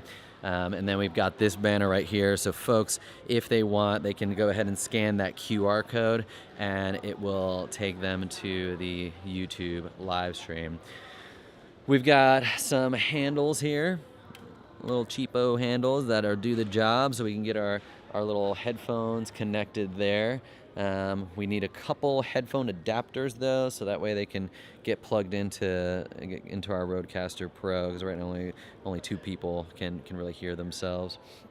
And then if you're like an organizational nerd like me, this was like definitely a challenge. Everything I had to put in like bags. I'm like, okay, we have 4 XLR cables. Okay, these are all the cables and the accessories for the Sony A7C number 2, because we've got 2 Sony A7Cs and we've got 2 Sony ZV-E10s, and one's white and one's black. And so we put all these in here. Thankfully, we didn't need to use this Ethernet cable. They provided for us here at ISTE, given that we're in partnership with them for this actual live stream. Some headphone connectors, our Rode wireless goes. So I just put them all in a bag like that, so that way I could easily just be able to know where everything is. And then you can even, this is like where one of the lights were, that I could put it in there. I did not fly with this. I drove from Austin, Texas, because I did not want to lose that on a flight. So only a 7-hour drive, and we've got several different bags here. And then also over on this station, we have some notes that we're using Notion for. That we've got this little Viewsonic display that they let us use. It's almost like an oversized iPad. It's pretty cool. So we'll be using that to kind of walk through our notes here. As far as our lights, we have 2 small lights. This little cap is on here. I can't take it off with one hand, but we have 2 of these, and we've got these big umbrellas. And what we'll probably do is kind of have a big light going down like this, and then one on the other side. But we need stands, and so I'm going to be running over to Guitar Center. Once we get the stands for this at Guitar Center, we'll be able to set them up. So we didn't get that ready for yet. So fingers crossed, by the time you're watching this, we will have known whether or not I got the stands or not. So that's really the last piece that we need as far as like the production side of things. It's been really fun because people have just been walking by and like, what's going on? It's like, oh, we're new at Tech Classroom. We're just, setting this stuff up. We're gonna be doing a live stream. But let's see what Sam is doing. Can you share, what are you doing and how are you prepping for this live stream? So these are these bio cards that we have been putting together with people's biographical information, basically people who are participating either as a facilitator, as a guest, and then, so we have guest facilitators, we have guests who we're doing one-on-one interviews with, and then we also have panelists. So what I'm doing is basically pulling together bio information, pulling together questions as well that we're going to be asking people. We've already sent most of these to people who are we're going to be talking with tomorrow, like Dr. Desiree Alexander here. And I just have to continue to work on some of these questions for some of the people that are going to be on a little bit later in the week so that we can prep them, make sure they know what questions I'm going to be asking them or somebody else might be asking them during the live. There's a lot that goes into this. It's a lot. And Mac, what are you working on? I am writing a Twitter post. I've written like 50 this week. We've never sent so many Twitter posts in 1 week. Got to get the word out though. Got to get the word out. Our Twitter's been blowing up, so it's working. Yeah, it's good, working. good. We want everybody to be watching these. We want everyone to know about it. So getting the word out. So if you're here, come stop by, come say hi, come check it out. And if you are home, thanks so much for tuning in. And hopefully the hashtag not at ISTE experience has been enriched a little bit with the live stream and some of the messages that we are sharing here today and this week while here at ISTE. So I'm here with Jeff Bradbury, and I think the best way to introduce him is I remember several years ago my introduction to him was that I found out that there was an educational podcast for people who had their own educational podcast. And I was like, oh my gosh, I have found my person here. I went home and I told my wife how excited I was about his podcast. But Jeff, what is your role in education for those who have not met you before? Well, first of all, thanks so much for having me on the show. This is an amazing conference, 15,000 people here.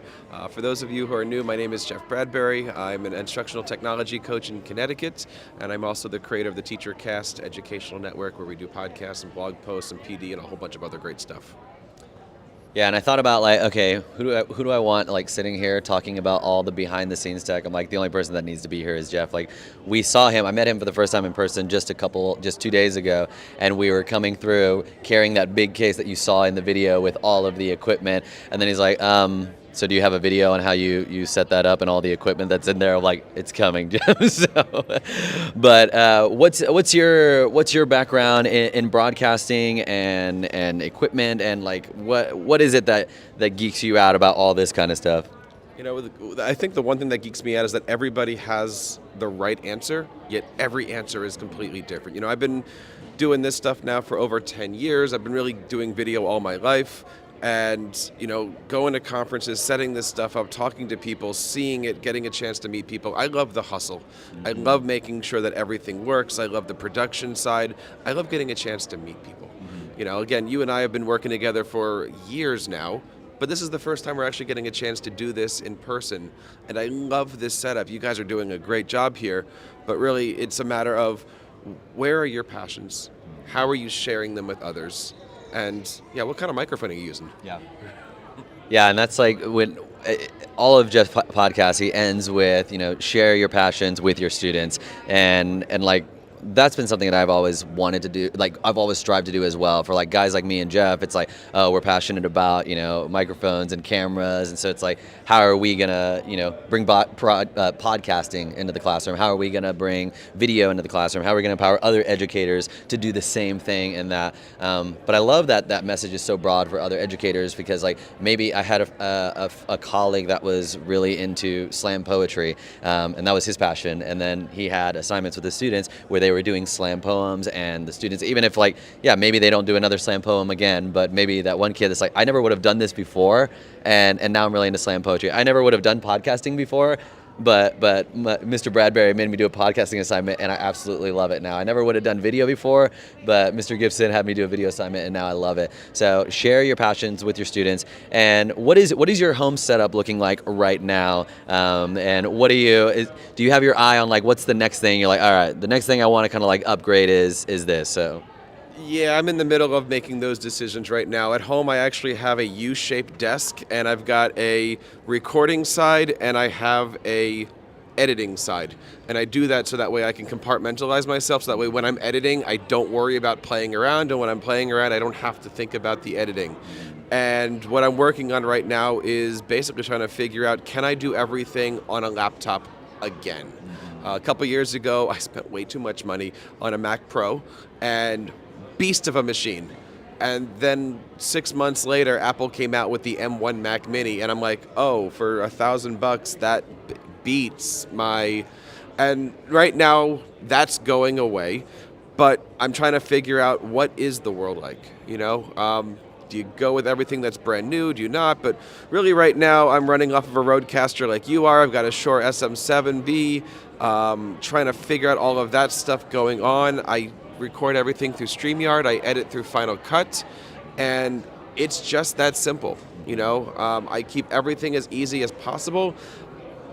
Having children, as you know, does something to you, and basically what it says is, I would rather be spending my time being dad than figuring out how to build the world's best broadcasting studio. So I put everything all in together into one pot and go, all right, if I've got 10 minutes, how can I be the best teacher cast? And if I've got an hour, how can I be the best dad? And really deciding how I'm gonna put all this stuff together so I can maximize the time. But I've got a 4-mic setup because I've got triplets. Yeah. And I wanna make sure that they're inspired about all this stuff too. Yeah, and I love that point. There was just like a little time management nugget in there. It's like, if I have 10 minutes, how do I make this the best thing that I can do in 10 minutes? And I think a lot more teachers need to hear that message of like, you don't have to keep doing and keep working and give your students your best and then give your family your leftovers. Give your students your best in the hour that you've given to work on your lesson plans and then spend the time with your family. But he brought up the Rodecaster Pro. One of the things that I was kind of like, when we were kind of figuring out what our setup was going to be, it was like Rode just came out with a updated version of their interface, and like, this thing is already awesome. This thing that has all the microphones plugged into it, it's so great. And then the next thing they just came out with is like even better. So it's like, I don't feel like I'm missing out at all. But I was like, oh, do we get the Rodecaster Pro 2? But I didn't think it was going to arrive in time. So we ended up going with the Rodecaster, and we're super, super happy about it.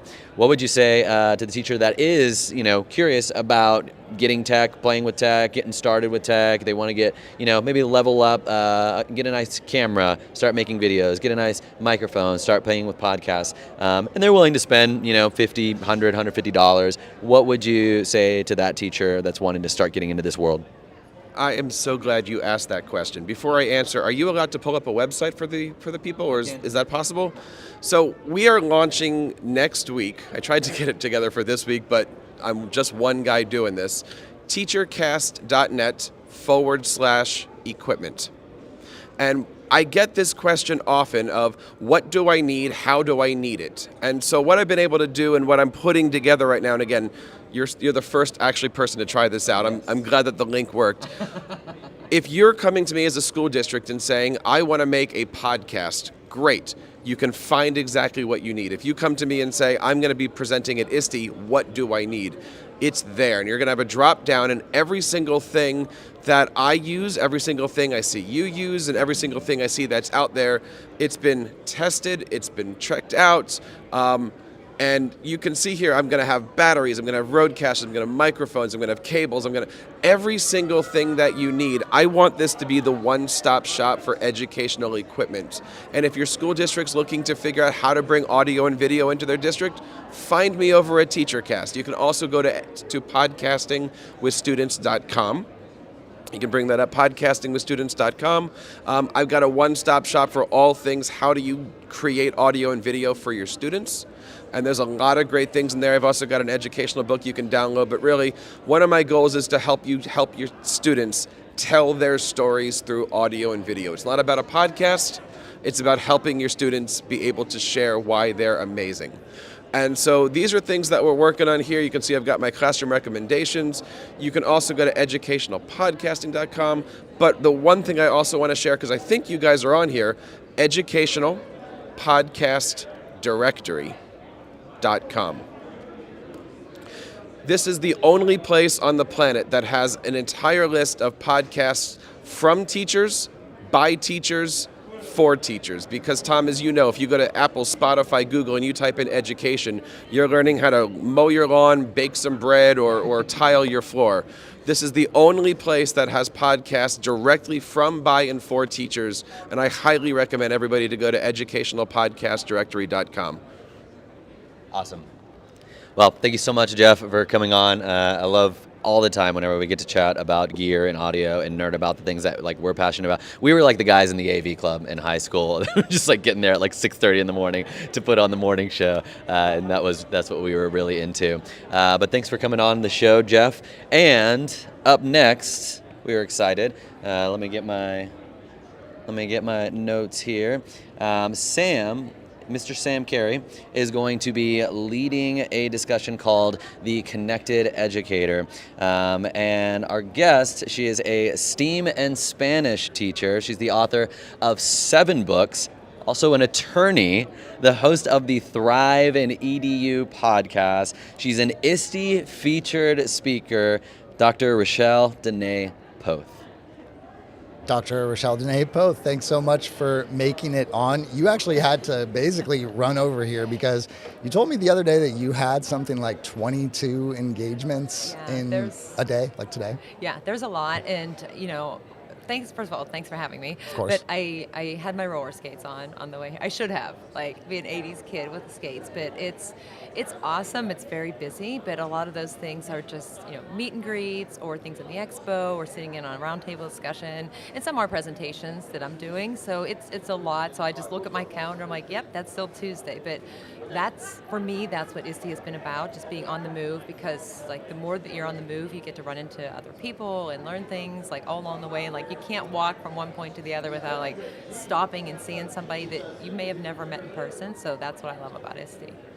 So you're a featured speaker here this year at ISTE in New Orleans. I'm curious, what kind of overall message are you hoping to communicate to educators through your myriad presentations? I see lots of stuff here, a lot of stuff about augmented reality, virtual reality. Is that kind of the direction?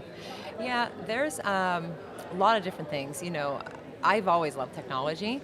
And I think the first ISTE that I went to, the first one that I went to was in 2015 in Philly, and I had a poster session. And I remember that, I had the board and I had all these different things, like I was using my classroom as a language teacher.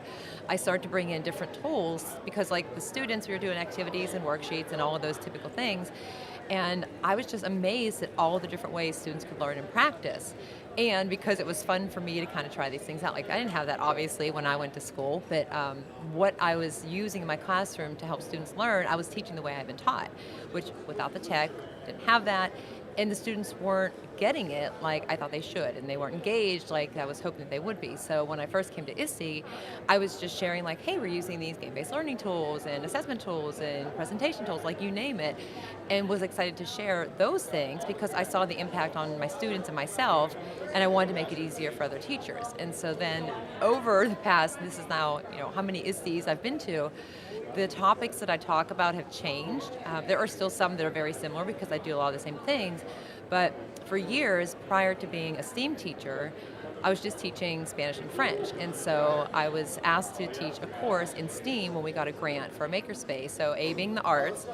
And I was asking, what do you want to teach about? And I was into like augmented reality, virtual reality, but for years, like many teachers, I said, I'm just a Spanish teacher, I can't do that. I can't bring in AR, VR, talk about artificial intelligence.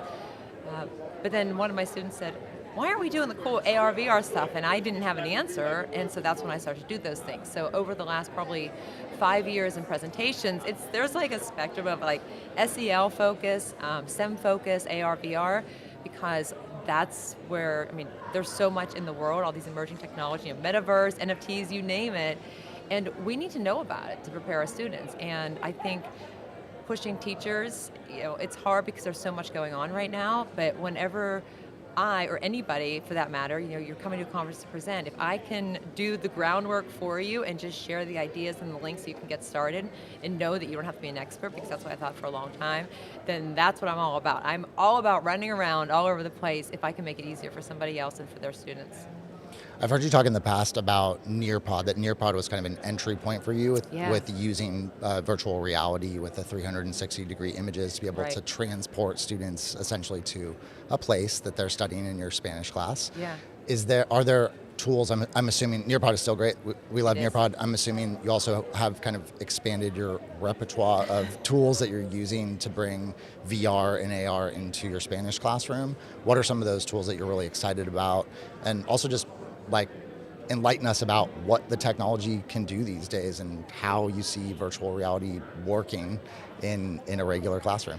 Yeah, so I just did a session yesterday, a 90-minute workshop was on AI, AR, VR, and I talked about Nearpod being the first, basically with the VR in my Spanish classes, because that was a way to take them all around the world, and there's that wow factor of it, because it's like, okay, that's nice to look at that, but what can you learn from that? And talking about things like that, social emotional learning and developing this understanding of like what it's like to live in different places, and to have the students hold that in their hands. And so for anybody who's thinking about like, oh, I don't know where to start with VR, Nearpod's great because there's all those other components of it, but you can find something that's ready to go. Beyond that, you want students to be the creators as well. And depending on what your access is to devices and the tools, and of course the age of your students, CoSpace is a great tool because it has a collaborative feature, so you can put students into groups. It's great. You're talking about ISTE standards like digital citizenship, creative communicators, innovative designers, like all of these things that you want the students to develop these skills that one's great because students who, I've had students for years who say, well, I don't want to have to do this, it's too hard, or I don't understand. Like, even the ones that are afraid to try it, it's okay to like dive in with them because they can navigate it and they learn so fast. I mean, beyond the first project I did took forever, and then these students are like cranking them out like nothing, and there's so much there. So I always recommend, starting with something where you can go, there's a library, CoSpaces is great, the Nearpod I already said, Merge Cube. If I would have had a merge cube when I took geometry, I would have totally done better in geometry. I would know where all the planets were in the solar system because you're holding that and that connection that students have. So for creating, students can take CoSpaces and create it on a merge cube. And there's a lot of other apps on your phone, even when it comes to web-based, like we've done Zoom and Microsoft Teams and all those meetings, but there are like Mozilla hubs, and you can create like a gallery, an office space, a library space where you actually have a virtual classroom, or a student could design an art gallery where they have like their works of art that they've uploaded into that. And it's just the technology, there's so many things like that. I could sit here and talk to you about it for like 3 hours, but I know we don't have that much time. But I did share, a lot of resources. There's one that's called Thing, T-H-Y-N-G. For anybody that ever used HP Reveal or asthma, it's like a trigger image. It's just a lot of fun that you can create, the augmented reality and see like, hey, here we are sitting here talking, but there's a big dinosaur over there or something. And to have students understand that and create with it, it's just a lot of fun. So a merge cube, for those who are listening or watching who are not familiar, is essentially a three-dimensional object that you can map artificial, what am I trying to say? Yeah. Augmented reality, right. not artificial reality. Augmented reality using usually through a world-facing camera on something like an iPad. Mm-hmm. Virtual reality also obviously necessitates having some kind of headset. I'm curious, do you think that should be a part of classrooms today? We've kind of made this push to one-to-one computers. Right. It seems like there are other devices. Now, of course, you can flip a laptop around to make it into a world-facing camera, but some kind of tablet device is, at least my understanding, ideal to be able to actually do any kind of augmented reality. And then, of course, virtual reality requires some kind of a headset. And now Google Cardboard, not really a thing anymore. So, and even the kind of pop-in headsets where you stick a phone into it, those are sort of less than ideal. So if you could if you had a wish list and you were kind of recommending to a school that really wants to push in innovation, what do you think schools need to be providing students in order to give them these kind of fully immersive experiences? Yeah, and it's a scary thing too to think about, because like I have 4 Oculus Go headsets that there's nothing I could do with them now because they went away and technology changes. And so I do now have a Quest and enjoy playing some Beat Saber. That's I have like one too. It's like my exercise now. I'm like, I don't need to go to the gym. I have the Beat Saber. But I think, because things tend to change a lot, there's no guarantees. Diving in and investing a lot in one thing specifically when you don't know for sure that's going to be, you hope that it's going to stay around forever, but like the ones I mentioned, some of those apps, people love those apps and then they were gone and other things come along. So I think if you can have access to, a set of class iPads or even a few of them or a Chromebook for students, and if you don't have a lot, so students can work in stations and you can try some different resources to see what works for you, what works for your students, and, go into it slowly, but I think when you have, you mentioned the Google Cardboard, we had some of those. We had the ones that, like the ViewMaster years ago. The Merge headsets were great because they're foam and, you can clean those off. Cardboard can't clean off so much. But, if you have access to the Quest or anything like that to give students that chance to really experience it. But even with the VR, using those web-based spaces like Mozilla Hub, so you can do things that you have the headset, but the idea behind those is to have just the web-based experience so you can still feel connected in that. And for schools, looking at things where, the students can collaborate like CoSpaces, because you can put them in groups, they're connecting with maybe a class from a different part of the world, and then now you're tying in the SEL, ISTE standards are tied in there, digital citizenship, because they're working in that same space. But they're also building skills that are essential for, not just the future, but for now, because they're creating and problem solving and all of those things that we need here today, and apparently by the year 2025 when 58 million jobs in STEM and all of these skills that the workers will need in the future, and we need. I'd love to keep talking with you about this virtual reality stuff, actually, if you're okay with it. Yeah, that's fine. So you mentioned the Quest, and so the Quest is not connected, it's not wired, Right. whereas older virtual reality Yeah, headsets you're, like, required tethered. you to have a desktop, and it was totally impractical to have lots of those. The Quest is not wired, and it has the handheld devices, so it is this much more fully immersive experience where you can actually touch things, and you're wearing clothing and things like that. It's pretty incredible if people haven't checked it out. My understanding, the last I checked, and I haven't looked now for a couple of years, to be honest, really closely, was just that the software hadn't quite met with the hardware in terms of there being a lot of educational software. You know, there was Google Expeditions that obviously is no longer, and now it's kind of, you can go to Google Arts and Culture to get that sort of educational content. Merge obviously has a whole archive of educational content. Are you excited about any particular apps that are, or software that you can use with something like an Oculus that is educational, or do you see it more as a potential that could be something that we make use of in the future? Yeah, well, that's a great question, and a very timely one too, because and I'm still in the process of, there's never enough time, and the first thing that I put on it was the Beat Saber, and I just was so like, wow, this is the best thing ever, And then I put a boxing app on, and I'm like, well, physical activity, so, physical education classes, like why not, right? You want them to do something that's kind of active. You could have the Beat Saber dance challenges. But on tomorrow, there's an AR/VR playground, and there's going to be a lot of Oculus headsets, and there are a lot of apps that we're going to be showing. And I don't want to do spoiler alerts, but you can't. And the idea is to have educators come by and see that there are some. There's like an Anne Frank one. There's a whole list of them, and of course I'm blanking on a bunch of them now, but there are a lot of them out there. There are starting to become more of them. Initially there weren't, and so whenever you would use, like even the Oculus Go headsets, there were things that you could do that you could find that would give students experiences like, oh, this is what it's like if you're in like a helicopter and you have to jump out. There was an experience where I think it was like a D-Day or something like that, and the history teacher put that on and was like, I have taught about this for years, and I've seen videos and I've read about it, interacted with students, but to be in that and to feel what that's like, and you're like jumping out of a helicopter and you see, your dog tags are flying around and the planes and everything was like unbelievable. And so having those same experiences where you can go and you feel like you're sitting in that place, or you can be surrounded by it and understand it better, it's really interesting. Now for some people it does cause motion sickness, so there are those aspects of it, but the potential with, just VR in general is that like with older adults, with younger children, anybody, there's a lot of ways that it's being used to help people understand and experience things. It could be a dangerous environment, it could be a scary environment, and with the Quest, like I said, I'm newer to that part of it because I was still thinking about what am I going to do with these 4 Oculus Go's. But for anybody who's listening to come by tomorrow for the 4 hours, and we have, I forget how many of the headsets, and we have like the mask to put on, and there's all of these different stations of things to do, and it would be a great place to come in to see what the potential is. And there's going to be a lot of us there doing side presentations and everything, and Jamie Donnelly, who is absolutely amazing and does presentations and has books. She is the go-to for any questions like that. I will always say I'm not an expert, and if you ask me a question, if I don't know, I'll get Jamie.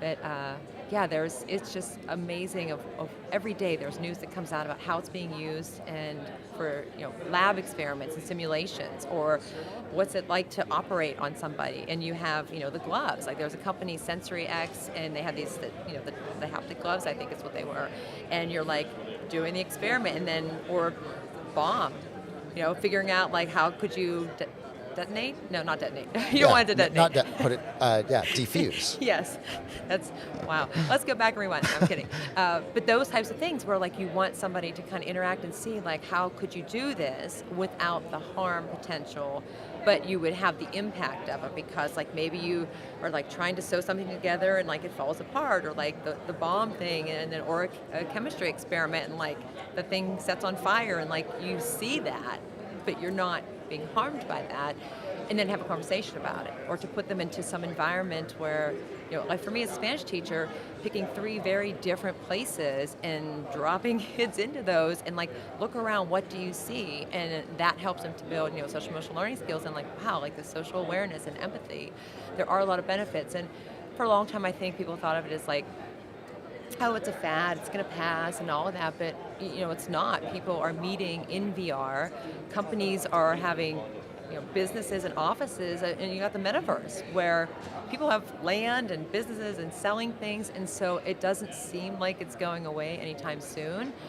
And so that for us as educators, like, we need to know about it because it's our world we're living in, but we also need to know about it because we have to prepare our students because it's the world that they're going to be living in and designing too as they move forward. So I think it's exciting, it's scary, but it's also exciting, and what better place to learn about things like this than being at ISTE and in person. And if you're not at ISTE, then catching up on all of the hashtags and the resources that are online and connecting with me or Jamie.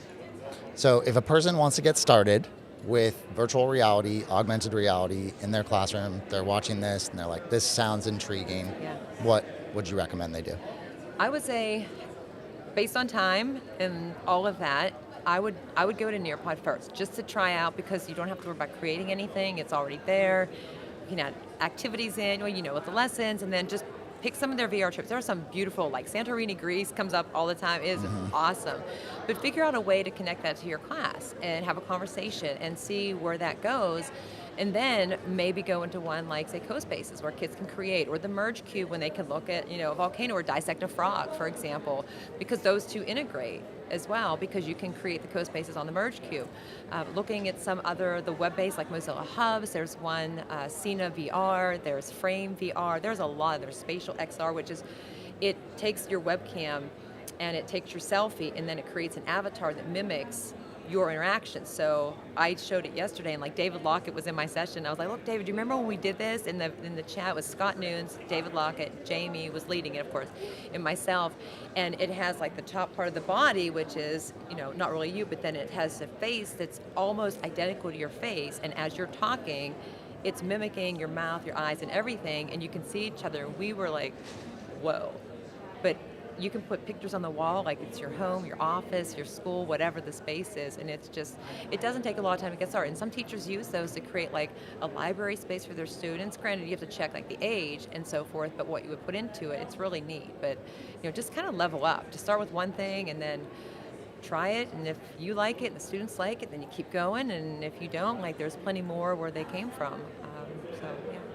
Well, thank you so much for coming on our live stream today. I definitely need to go check out the AR VR playground and tomorrow. Learn more about all these different apps. And I agree with you that this is definitely the future of education, if not fully in the metaverse, that it is going to be a more integral part because it's experience-based learning. It just seems like the natural progression of where things are going. It was wonderful chatting with you. We didn't get to talk about the theme of being a connected educator. Yeah. But we're here at ISTE and we're connecting and people are watching, and I just saw somebody on the way here and I was like, I'm so sorry I can't stand and talk to you right now, but just getting around and we are connecting and we're sharing ideas with other educators, so thank you. Definitely. So if somebody wants to find your work, find your books, you do podcast, blog, everything. Yeah, I have a podcast where I talk to myself. Where should they go?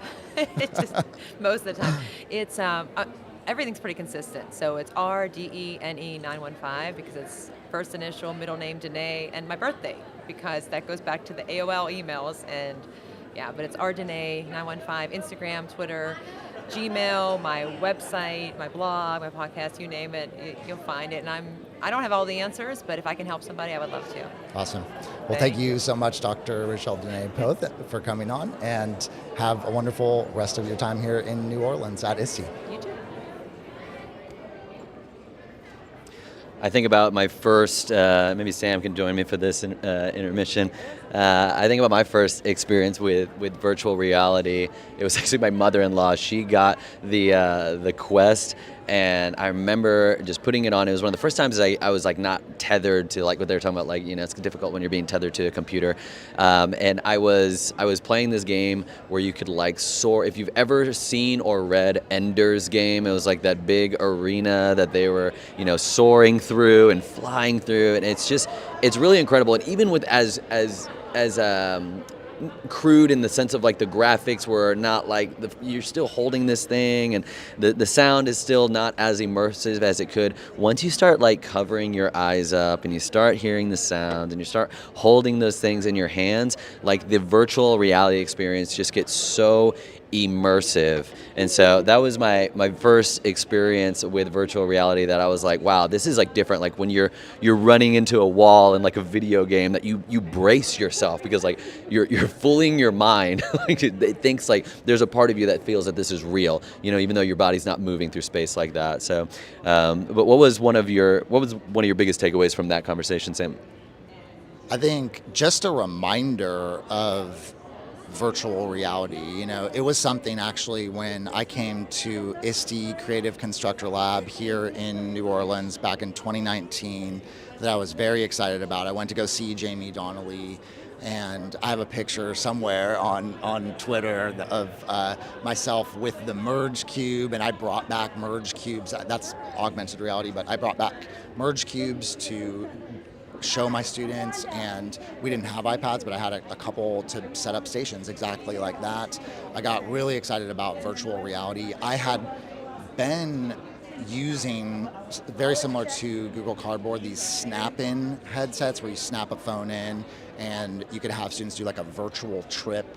So when we would study China, for example, you know, you can have students now go to Google Arts and Culture. They can watch a 360-degree video of China, and students were just like super engaged with that, and it's not just generic like, oh, China. It's no, we're studying geography of China, and we're learning about these different regions. So we actually have virtual reality set up for you here to be able to check that out. So that's one thing. It just was a reminder of like, oh right, virtual reality, because actually the hardware is amazing. I think it's the software that, like I was talking about with Rachelle, that we, or that I haven't been aware of the software catching up yet. And it sounds like there's some exciting educational programs, and so I think that's really cool. In terms of a memorable experience, Tom, have you ever done the National Geographic virtual reality experience? It's pretty wild. You can go ice climbing and things like that, and it legit feels like you are straight up on a cliff, climbing ice. They have an activity where you can kayak through ice fields and stuff like that, and walk around Machu Picchu, and it's pretty wild. And I think it definitely has the potential to be a pretty transformational experience for kids. So I'm excited about it.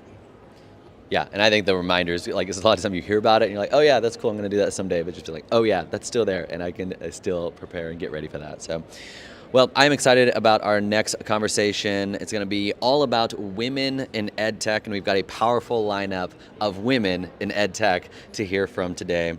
Dr. Wanda Terral, a Director of Technology and Supervisor of the Year in her district, as well as Wezi Thindwa, the Education Specialist at Adobe, and Melody McAllister, Author and Logistics Manager at EduMatch Publishing. And facilitating this conversation is the K-12 Education Industry Executive, Victoria Thompson. All right. Hi, everybody. So my name is, can y'all hear me? Yeah. Okay, Yep, cool. gotcha. 'Cause y'all, I can't hear myself. Uh-oh. Yeah. Sorry. No worries. Yay, we're back in business. So Awesome. hi, everyone. My name is Victoria Thompson. I am an Education Industry Executive at Microsoft Education, and I have the wonderful guest, Melody McAllister here. We have Wezi Thindwa, and we have Dr. Wanda Terral. So I will let y'all speak a little bit about yourselves and your journey just to kick it off. Mel, I've followed you for a very long time. We are friends. We've been to Portland together. We have had just so much fun, and I've had so much fun following your journey. And I see that you're wearing a new shirt. Oh, yes, and I just wanted to make a slight correction. Yes. Although I am definitely part of the EduMatch family forever and always, I am actually working for an EdTech platform called Spaces, but I'm still an educator, and I still write and create a lot of content. But yeah, and it's great to be here with you, all three of you. You are amazing women, and I'm just like, I'm so honored to sit here. So yeah, did you want me to, I forgot the question. Yeah, just kind of talk a little bit about your journey, how you ended up at your role. Yeah, no, you're all good. So It's yeah, conversational. so I think this is my, my 18th or 17th year in education, and I was a classroom teacher, and I loved it. My thing is always creating community. I love EdTech for the reason that it can create community in ways that, like, it's hard to when you're face to face. It allows students that don't necessarily always want to speak up, or just that's why I love EdTech anyway. You know, the community aspect of it. I did leave the classroom when we moved to Alaska from Texas, and I was just about to go back into the classroom when the pandemic happened. I was homeschooling my kids, and I'm still homeschooling them for right now. But I also I started working social media for EduMatch, and then other small businesses like Alice Keeler and a few other educator influencers. Spaces EDU just picked me up a few months ago. I've loved working for them and definitely giving them feedback and advocating for educators, bringing in my friends to highlight their work. So it's been a great experience working on the other side of EdTech, besides just using it, but now like helping others see another side of it. So yeah, that's awesome. Thank you. Thank you. Yeah, I'll toss it over to Wezi. So you probably want the abbreviated version for me. No worries. I have a long winding road with my path, but I actually avoided teaching for a while when I was younger, and I was thinking, I don't know what I want to be, but I don't want to teach. And my grandmother was an educator, and she founded the first bilingual preschool in Malawi. Wow. And her passion and mission was making sure that Native children have access to high quality early childhood education, and she wanted to make that a reality, and she did. Wow. In Malawi. And on my maternal side, my grandfather was always in education, and so when I think back to that, I'm just like, it was kind of in the blood, Right. and I was so nervous to speak and do any kind of public speaking, so that's why I kind of thought, I don't know if this would be for me. But I fell in love with teaching. Everything that I was working on, just kind of at the side and growing up, was around teaching and learning. And so I started as a third grade teacher, and then my passion is working with English learners, and I was working with English learners for a few years and transitioned to education technology, supporting at the high school level, our high school in Loudoun County, Virginia. And then I was most recently with the Division of Professional Learning, focusing on equity and culturally responsive instruction. And now I'm with Adobe. Yeah, I'm awesome. doing all the things and enjoying it, enjoying the conversations, and just going back to the passion of making sure that learning, that we can infuse creativity and joy into that learning experience and making it accessible to all, really. Absolutely. And then Dr. So Terral. my winding road started as a band director. That was my area of I did not know that about you. expertise. I never thought I'd do anything different. I was perfectly fine thinking that I was going to retire as a band director.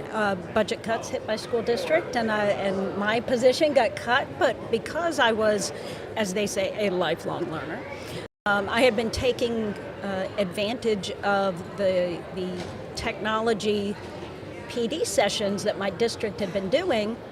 We didn't get any special credit, we didn't get stipends. I did it because I wanted to learn. And because I had that background and had made some connections with people in that area in my district, I was able to slip into EdTech. And so I've kind of been in that area since about 2003. It was not an original choice, but things happen that are meant to happen. It ended up being the right place for me. So I only just recently got a degree in technology, instructional design and technology. Up until this point, I had 2 music degrees. My master's in music composition. Wow. How does that fall into education technology? But I see it very similar. Composition is putting together pieces of things that come out to something else at the end. Education is very much like that.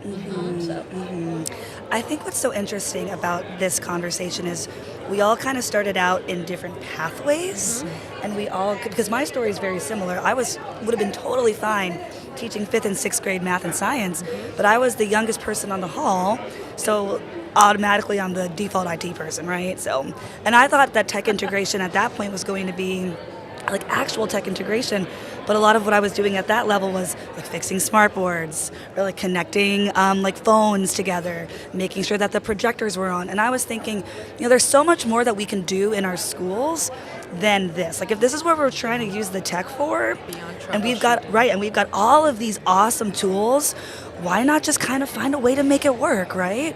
And then I moved into coaching, like tech coaching, and then this opportunity came up for me to basically do this digital strategy across multiple states. So it's just so neat that all of our roles are so unique, but they touch on so many different areas. So speaking of that, I want to know, because it is so fun to be a woman in tech, what is the favorite, or your most favorite part rather, about your career or your current job? So over the course of your career or the job that you have right now. So I'll circle back and I'll start with you, Doctor. So the school district I'm with, we say we're small. We only have 2 schools, but we have over 2,000 kids. The people that I work with, it's amazing how when you get the right people together, the difference you can make. Yep. And my superintendent, and I don't get any special credit from him for this. I tell him I'll go follow him wherever he goes to teach, but he has a way of picking the right people and then letting them do their job. And it's so hard to find that these days in education, where leaders feel like they have to prove themselves and manage other people. His specialty is finding the right person for the right job and supporting them. And he had been a principal of mine in a previous school district. So we had that relationship. It's back to talking about relationships with people, building that connection with people so that they trust you. They trust your expertise, and they've seen how you make a difference, and then they give you the power to do that and help you if you need help. And I've tried to do the same thing with the people that I manage. I pick the right people. I try to be supportive of them, and that's always been my approach to being a tech coach, is I'm here to support you, not to tell you what to do. You're the expert in content. I'm here to help. Yeah, and that's so powerful too, when you kind of take those learnings and then you're able to implement them yourself. Wezi, how about you? Yeah, you said so many key things there. Oh my goodness, the essence of the human connection in our relationships, which is the work, is the relationships, and also you said a phrase of giving power, and that has been really influential for me. When I started teaching, my dad actually was talking to me about leading from behind, and he said. He was talking about the need of leaders to have those that are following them to really support and inform their leadership. And then that same year, my new principal gave us a book that said you don't need a title to be a leader. And there was this running theme for me of, well, how can I support the culture just in my little small world and be able to be part of a feedback loop for our leadership that is beneficial to everybody, and where can I find these pockets and spaces where I can make a difference and that was coming in those close relationships that I was having, and that's something that has really led my journey along the way. Is I was in college studying anthropology, and the notion of power not being something you curate on your own is that it's given to you, and really having an honorary and a very humble approach to being influential, and that it doesn't mean status and labels and number of followers and number of likes, but really kind of coming down to the relationships. Yes. And so I was an instructional coach for many years because of the relationships. It can be very thankless being an instructional facilitation and coaching, and that's okay, because at the end of the day, it's about how are we able to see ourselves as impactful, to elevate student voice so that they see themselves as contributors in a meaningful way. and that we are designing learning experiences that make students want to be in school, that make students want to learn, that make students want to be lifelong creators. How do we do that? And it comes by nurturing our full, authentic selves, teachers and students alike. Yeah. Wow. Beautiful.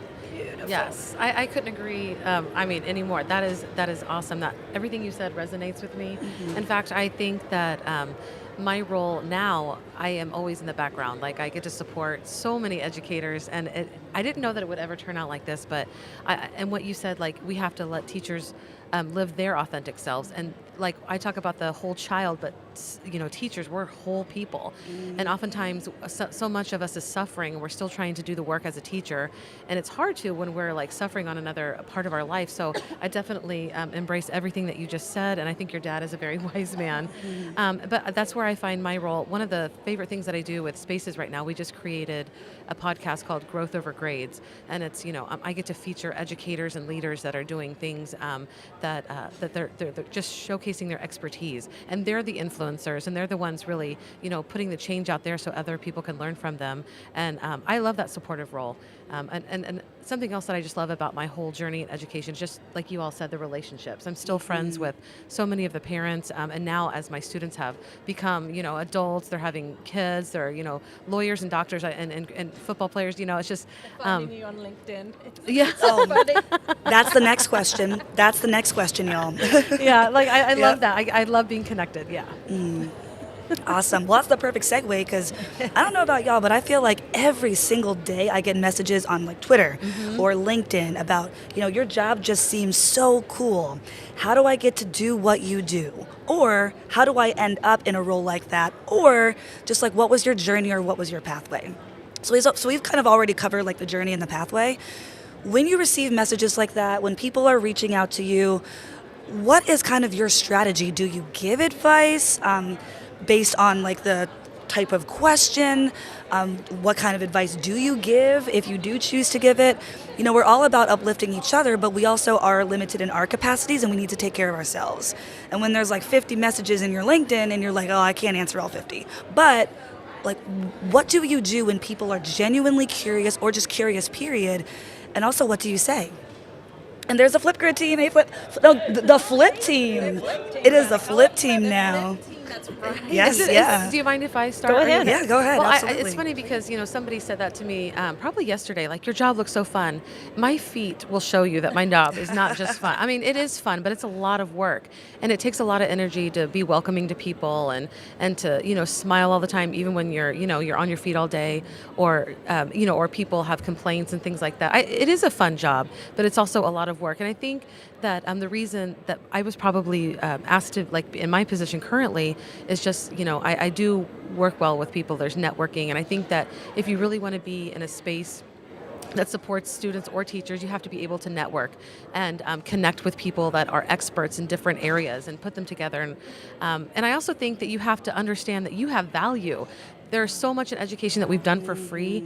And even when I talk with educators, well, how much do you charge if you do this webinar? They're like, well, I don't know. Like, how much would you charge? And I'm like, no, what would make it worth it for you? Because you are valuable. What you have is valuable. So it's okay to name a price, because, in the corporate world, it's different. People just expect you to have a price. Right. They understand that you bring value. And I think as educators inside of the school, sometimes we forget because we don't feel very valuable. So that's been a huge part of my journey so far. Awesome. Who wants to take it next? I'll jump in. Yeah. I'm one of the people who doesn't put a price on things. When people ask me, you want to come present for us, how much do you charge? I'm like, I don't, what's in your budget? Because I've always kind of done that approach of sharing is caring. I want to give, and teachers are exactly the same way, right? But I think what I try to tell people is, because what helped me grow was taking the step of saying, I'm not waiting for my district to give me the learning that I want to grow. I have to take responsibility for that. That's right. If I want to learn something, I'm going to put my money where my mouth is. I will pay to go to this conference. I will pay. I may have to be on a shoestring, but if I want to be there, I'm going to be there. And as soon as I started to do that, it was amazing how much more I got out of the experience, having money in the game kind of thing. And even though I am very much an introvert, when I'm talking about things that matter to me, I suddenly have that connection. And when I gave myself the permission to do that and not worry about what somebody thought on the other end, now I still do, but that's when the relationship started to build. It was like making yourself vulnerable to somebody else.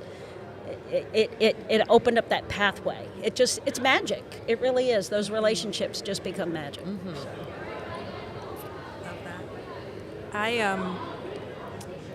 So you all are saying things that are for me, just I'm enjoying just sitting and listening and being a part of this, and that we bring value. There's so much individual value that can be taken for granted in education space, that is taken for granted in the education space. And I don't have 50 people in my DMs. So. You will now. You will now, yeah. Watch out. Oh, that's so funny. I actually do not like DMs. No. I'm like, please stay out of my DMs. I don't do it that much either. I literally woke up one morning and there were like 50 people.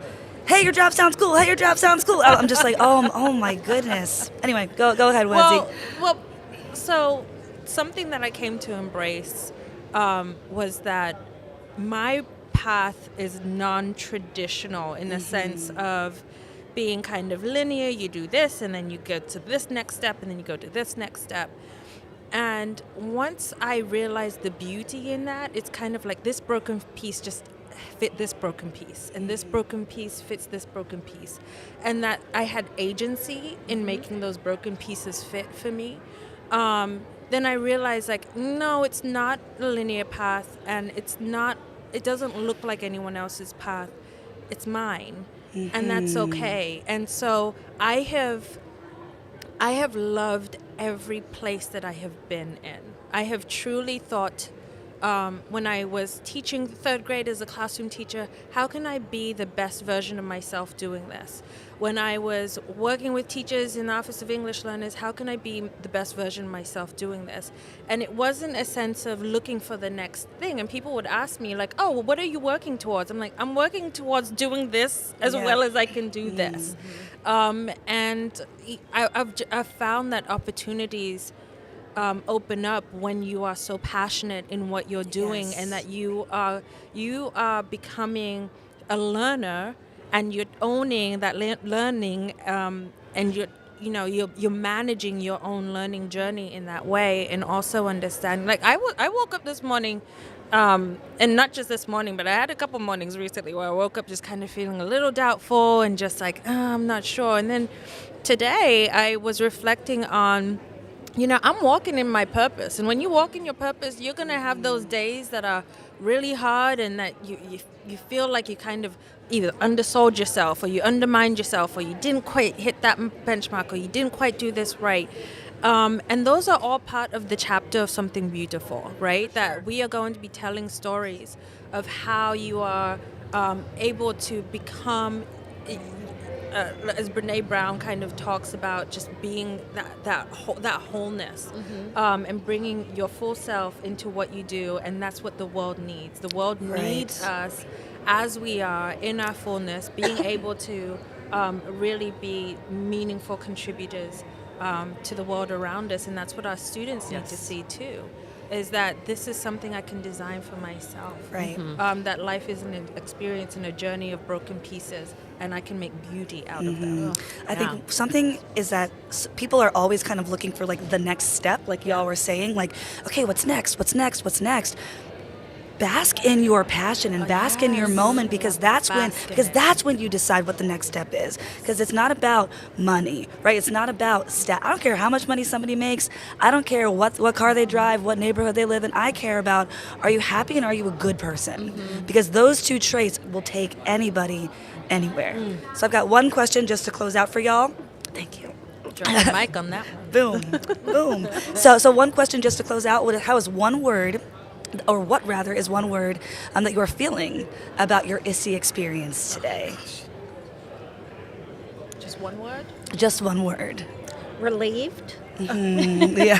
This is my first face-to-face since the pandemic, so I was very anxious. Yeah. Even though this is my 8th ISTE, and I, knew what to expect, having the first thing out of the way Yeah. is very relieving. That's good. You know, so. Awesome.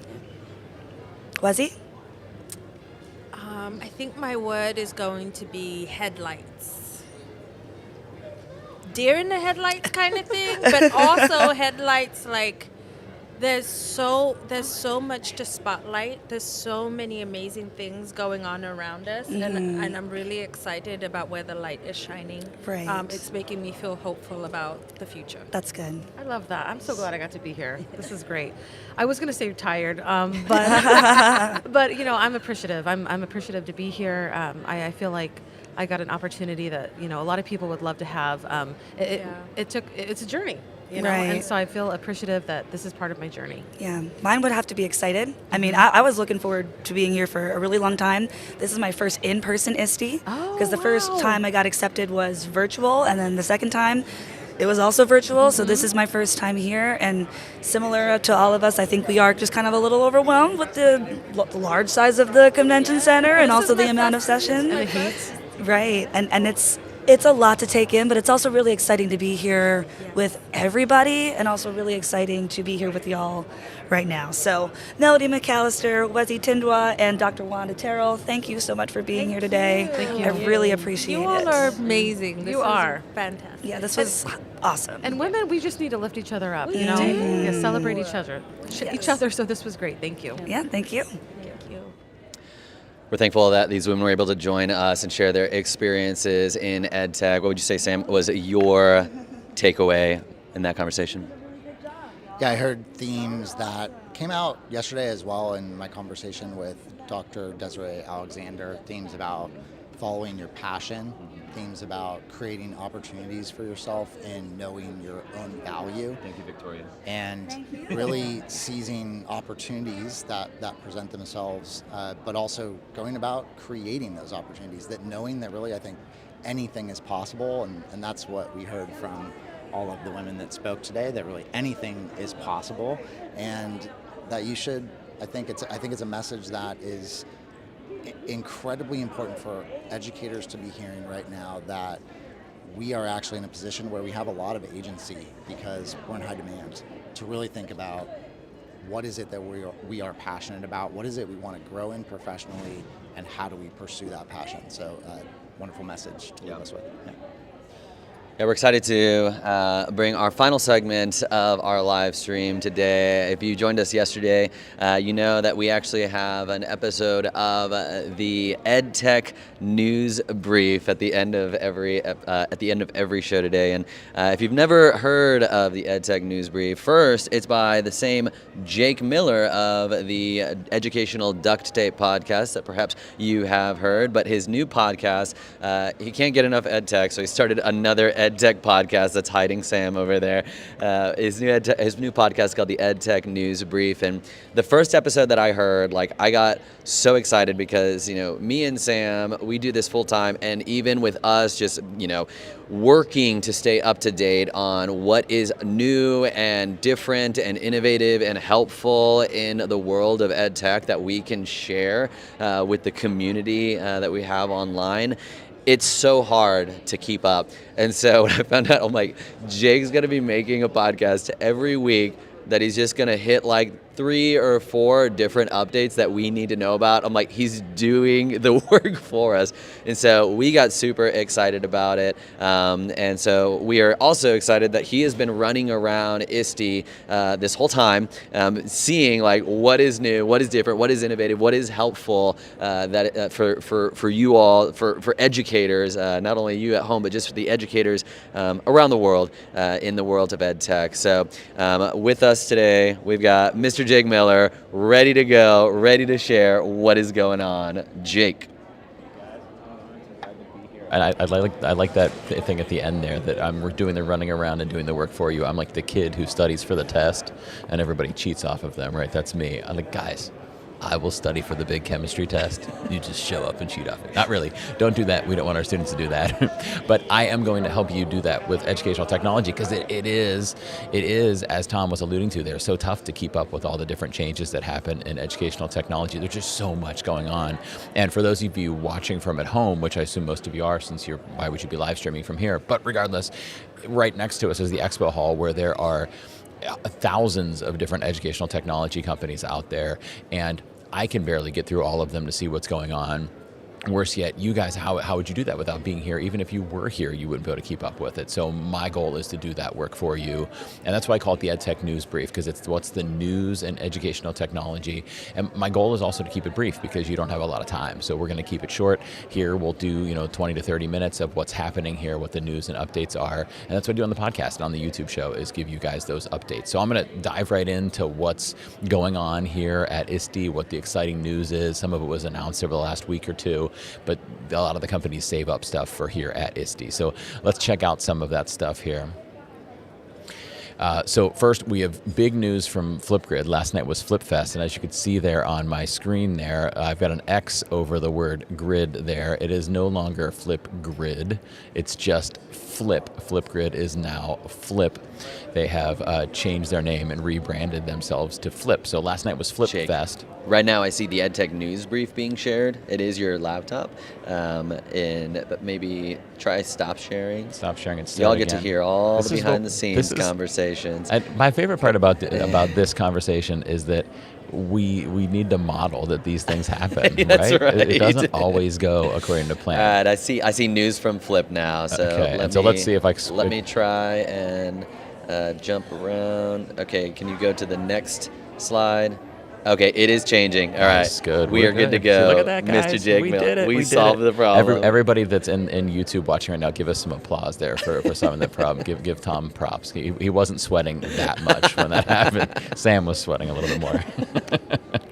So last night was FlipFest here at ISTE. That's a yearly event that Flipgrid does to update us on the big news. And the biggest news of all is that they changed their name and changed their logo to what they're calling the Smubble here. Now, the kind of news I like to talk about on the EdTech News Brief, or when I'm working with teachers, is news that impacts what teachers are doing, news that benefits what we're doing with our students, news that helps us be pedagogically effective, news that helps our students learn and us assess them and do what we need to do. And a name change doesn't really matter all that much as long as we know what URL to go to. So that is one thing to know. Flipgrid now you could find at flip.com. Flipgrid.com still redirects there. So that's a relatively minor change. It doesn't really impact the way we do our work, but it's interesting and exciting to hear about that change and that logo change. And for people like me and Sam and Thom, who are always recording videos and building guides and blog posts and things like that to help teachers use technology. Now we get to change every slide deck that we have that has Flipgrid in it over. So thank you to Charlie Miller and the Flip team for making that change for us. But let's talk about the changes that affect you in your classroom. So the big, I felt like, tone of last night at FlipFest was they're really trying to keep fostering this education community they have, where educators are using Flip in their classrooms, but also evolve out of there to be almost like, they didn't say the words, but I'm going to say it for them, almost like a social media platform. They're really trying to be a community building thing. They see us using it for clubs and for groups and for outside of school endeavors and things like that. And they're saying, why don't we just start to focus the tool on that? So I think that's part of the reason for some of this rebrand change, is they're trying to become Flip for community, not just Flip for schools. That's me adding that in, not their actual branding. But they're really trying to do this sharing and discovering bit and things like that here. So again, as I mentioned, they're now at flip.com. The old links redirect, at least for now they do. They're starting to work on changing the view that we see when we go into Flip. Now, this is not happening yet. This is all happening at some point in 2022. From what I've talked to them, they've said fall to late 2022, so probably not before the school year starts. But at some point in the future, we're going to start to see our view in Flip change as well. We'll see this new side menu when we're on our computer, so it won't be on the top, it'll be on the side. We'll see camera and our own videos first, and that's what we'll see, and that's also what our students will see. They're making it so that the student and teacher versions are pretty similar, and so that we can, but it'll know when you log in what kind of account you have. So students will see slightly different things, but the general view is the same, so it feels kind of unified. The way that going into another platform like your email or something like that feels the same for everybody, even though you have different content in there. This will be kind of similar to that too.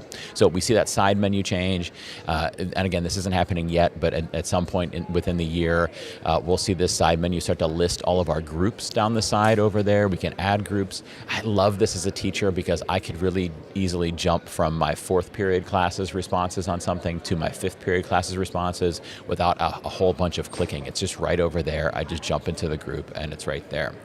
Now, what we're seeing there on that screen is the group feed. Here's what it looks like on your phone, but it also has a group feed feel on the web page too. And what that means is all of the videos in the order that they're happening are vertically stacked there on your page. So this first one in this breakdancing basics flip group here, which I actually teach the breakdancing basics class. I'm a professional breakdancer. People do not know that about me. It's a little known fact. I carry a cardboard box everywhere I go in case I need to break dance. Not actually true. But in this class, that top video that you're seeing there is the most recent video. And if you go down below that, it's the one before that. And down below that's one before that. Very Instagram or TikTok kind of feel to me. And I think that's great. They've found something that works outside of the schools. And what we know is our students respond well to that kind of stuff. So bring that kind of feel into an educational platform. Why not, right? So the home feed will be like that as well, both on mobile and on the computer, where you see the most recent video full screen and you scroll down and you see the next video and you scroll down, you see the next video. Again, very social media-like feel, except educationally focused. Now, I should point out while talking about this that my friends Joe and Kristen Merrill were on stage last night with a member of the Flip team to unveil that Flip is also working on some quality control with the videos and comments that are posted there. So I know a lot of teachers, when they hear that they're getting kind of social media-like with Flip, they get a little nervous. Like, what if our students do stuff that's inappropriate? They're putting a lot of automated filters in to flag videos that maybe have like a student putting up a middle finger or a student saying a swear word in there. It's going to automatically flag and take down those videos. And they showed an example last night of how it'll prompt the students, you used a word in your comment there that was inappropriate. Maybe you should change that there. I'm interested in seeing how that rolls out, because sometimes there are times, I'm thinking of like a high school literature class where sometimes those swear words and stuff like that relate to the topics we're reading about or writing about. So I think there might be times when it's appropriate. So I'm interested to see how that rolls out. It's not available to test out yet, but just in case you were worried about that. So there's the home feed. We talked about the group feed, pretty much similar, just drilled down into one particular group. We also, in our groups, now have this nice, or will have this nice topic view where we see our topics all stacked up there. By the way, I love the dark mode option that's there now. Over on the right, you could see a button to easily make a video for that group, for within that topic, right from there. So you just click it and launch right into there. Again, not yet, but at some point in the coming 6 months or so, this will appear for us. Group codes, the links to them when we send them out can be modified. I actually thought you used to be able to do this. This was surprising to me because I thought you could do that. But anyhow, you can now change the end part of the link. Instead of having just a series of letters and numbers, you can make it say your class's name or whatever to make it easy to get your students to there. So custom group links. The new playback feature is what I'm possibly most excited about here, because when I, as a teacher, have all of my students respond to a prompt in Flipgrid, I need to be able to watch those, right? And I need that to be a smooth watching process. And in the past, it was like, click this, click play, click this to get to the next video, click play, click this to get to the next video. They're making it better and better, and they have evolved that over the years. So now, as I said, the videos are kind of vertically stacked within the groups. You could scroll down to them. You can also, as you see the up and down buttons there, you can also use the arrow keys on your keyboard. So if you just need to go down to the next video, down arrow key will jump you down to it. So you can quickly get through your students' videos, and they can do that for each other's videos as well. And then the comments are right alongside it. So while we're watching, we could be commenting. And that efficiency piece is huge for me. Like, if I don't have to watch the whole 2-minute video before I could start commenting to the kid, that's going to save me maybe 30 seconds per kid video. So really nice feature there too with the playback feature. Again, coming soon from Flip. Closed captions are automated in Flip. Teachers or the group manager, whoever led the group lead, used to be able to edit those closed captions. Students could not edit their own. Now, or whenever this update rolls out, we will be able to edit the closed captions as well. So you can go in there, your students can go in there and edit the closed captions on their videos. There's a member view now within the groups. There's always been something kind of like this, but they're really ramping this up. Now I could approve who's in my group. I could remove people from the group. I can add and invite people to the group. I could block people from the group. I can go in there and manage what students or teachers are a part of the groups that I run in Flip. They're adding a search tool. If I manage a lot of different classes and groups, I could use a search to easily find certain types of videos. So a nice way for me to go and navigate around there and find stuff quickly within Flip. Again, that social media feel, right? Sounds a lot like a social media tool. The camera is going to be getting an upgrade as well. As you can see here, slick, again, very social media-like feel here. Full screen, no borders. I think it looks really nice. That menu on the side over there, when you click into it, you can see things we're familiar with already being in there, text and drawing and stickers and filters and frames and things, all stuff that's there, been there in the past, but now they're bringing this new camera design. Couple things that are new. They're bringing in a stock of video backdrops. We've been able to add videos in the background of Flip for a while, but now they have a set of really nice looking ones. In this one, the balls or bubbles or whatever those are actually are moving back and forth. So those are readily available there for us to use, or will be readily available for us to use. And these smart stickers, I think they're called, they'll be rolling out too. So this girl started a video about New Orleans, and it brought up all these smart stickers for her to add in. New Orleans, city in Louisiana, the population, a description, and things like that. So those are using Bing to pull in things that relate to the video, and our students can add quickly and easily good contextual information to it. Okay, they're adding in create mode in the camera, which will, we've always been able to let our students do videos that didn't have them on the screen, that could be just text or something like that, right? But now they're bringing in this special create mode, which really ramps that up and lets kids put in text and things like that. Kind of similar to what we've always been able to do, but it's ramping up that no face on video kind of thing. Couple more here. They're also rolling out localization, meaning where you're at or what language you have your phone set to will determine what language the app is in. First up is Spanish, coming very soon, and they said that others will come in the future. So that's not out yet, but soon your Spanish-speaking students will have access to a Spanish-speaking version of the app. And the last thing I think from Flip that I wanted to share here is that they're bringing in a sign language, an ASL filter into the camera that will either help you learn ASL, it'll give you the letter to show, it's all just with the letters right now, that's just the alphabet, and you can make that letter with your hand and it will check to see if you're doing it correctly.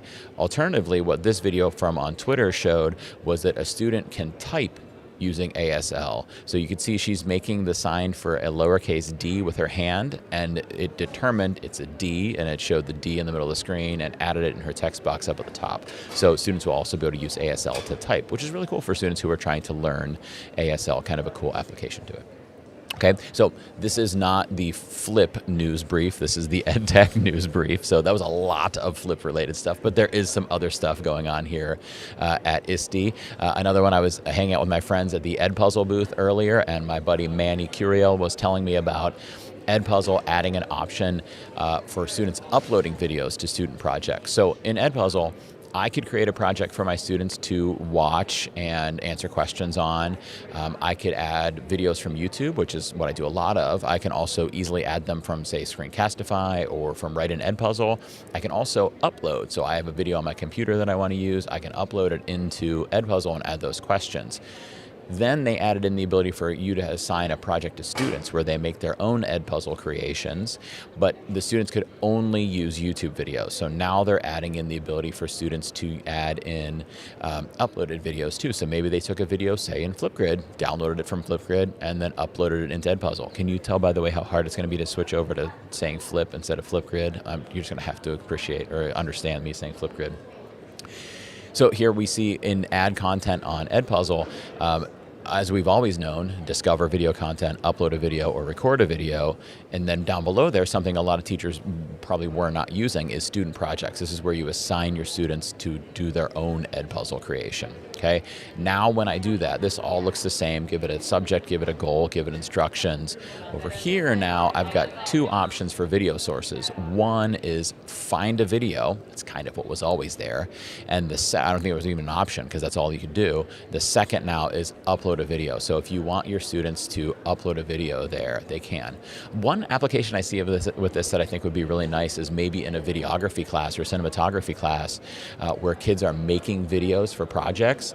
They could upload those here and then add in questions along through it to see what their classmates or their teacher think of certain parts of the Edpuzzle or of the video that they're creating. Okay, next up, a very similar thing from a different tool here is Screencast-O-Matic. So Screencast-O-Matic, we know as a screen recording program, they have added in interactive video quizzes and polls as well. So they're kind of doing the Edpuzzle thing within their own tool. We saw Screencastify do this about a year ago. Now Screencast-O-Matic has jumped on board and added this interactive elements into their videos. Now, it's not available on all Screencast-O-Matic accounts, which is not surprising, but also was a little bit disappointing to me to hear that it's only on, as I put the asterisk up at the top there, the Solo Max EDU plans and the Team EDU plans. So if you're paying or your school is paying for a Screencast-O-Matic account, you have this. If your school is not paying or you're not paying, if you're on a free version, you don't have this. So you would maybe record and pop it into Edpuzzle or something like that.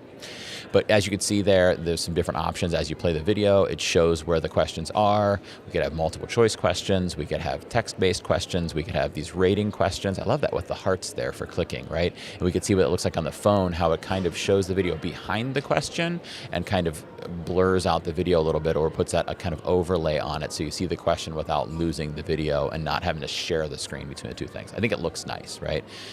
There are 5 question types in there. Multiple choice, we saw there. True or false, we didn't see in that example, but pretty much the same as multiple choice, right? Short answer, we saw there. And poll, we didn't see a poll option there, but I assume that's an ungraded version of multiple choice, which is nice, which is something that Edpuzzle doesn't have, by the way. Edpuzzle has multiple choice, but you can't have it be an ungraded multiple choice question. So that's a nice feature here in Screencast-O-Matic. And then finally, rating, which I assume is what those 5 hearts on the previous screen were, was a rating. I wonder if you could change them to stars or anything like that, too. I'm curious to see when I get to try it out. And this is directly from the blog here because I was worried I wouldn't remember all this. You can randomize the order of questions. Okay, so that's good, which is interesting, right? For in a video, how will it randomize the order of, I'm sorry, not questions. That makes more sense. Randomize the order of answers. So when they're going through the video, different kids see it in a different answer. Avoid some student honesty things, some student cheating things. You can make it so students can't skip questions. So you can allow that or you can prevent it. Sometimes I do like to allow that because it lets the kids jump over certain parts of the video. Sometimes I don't want them to jump over part of the video, so I'd want to skip it. You can have it give automatic feedback on the correct response to tell them they're correct. You can capture additional open-ended answers, meaning I assume multiple answers if they want to give multiple answers. And then, of course, the important part, you could view individual and aggregate data for all those quizzes to learn all about that. Okay, and finally down there at the bottom you see for every quiz you can view aggregated data and then you can export this data for importing into a gradebook or further analysis. I normally find it's quicker for me to just type it and just put 2 tabs on my screen and type from one to the other, but if you got a really big class you'd be able to export that and put that into your gradebook. So let's jump now into a couple things I mentioned yesterday, but because we were having some technical difficulties yesterday, we didn't have visuals for them. So we'll share them again here. So Loom has added transcription, which is huge, the accessibility that they're adding in here.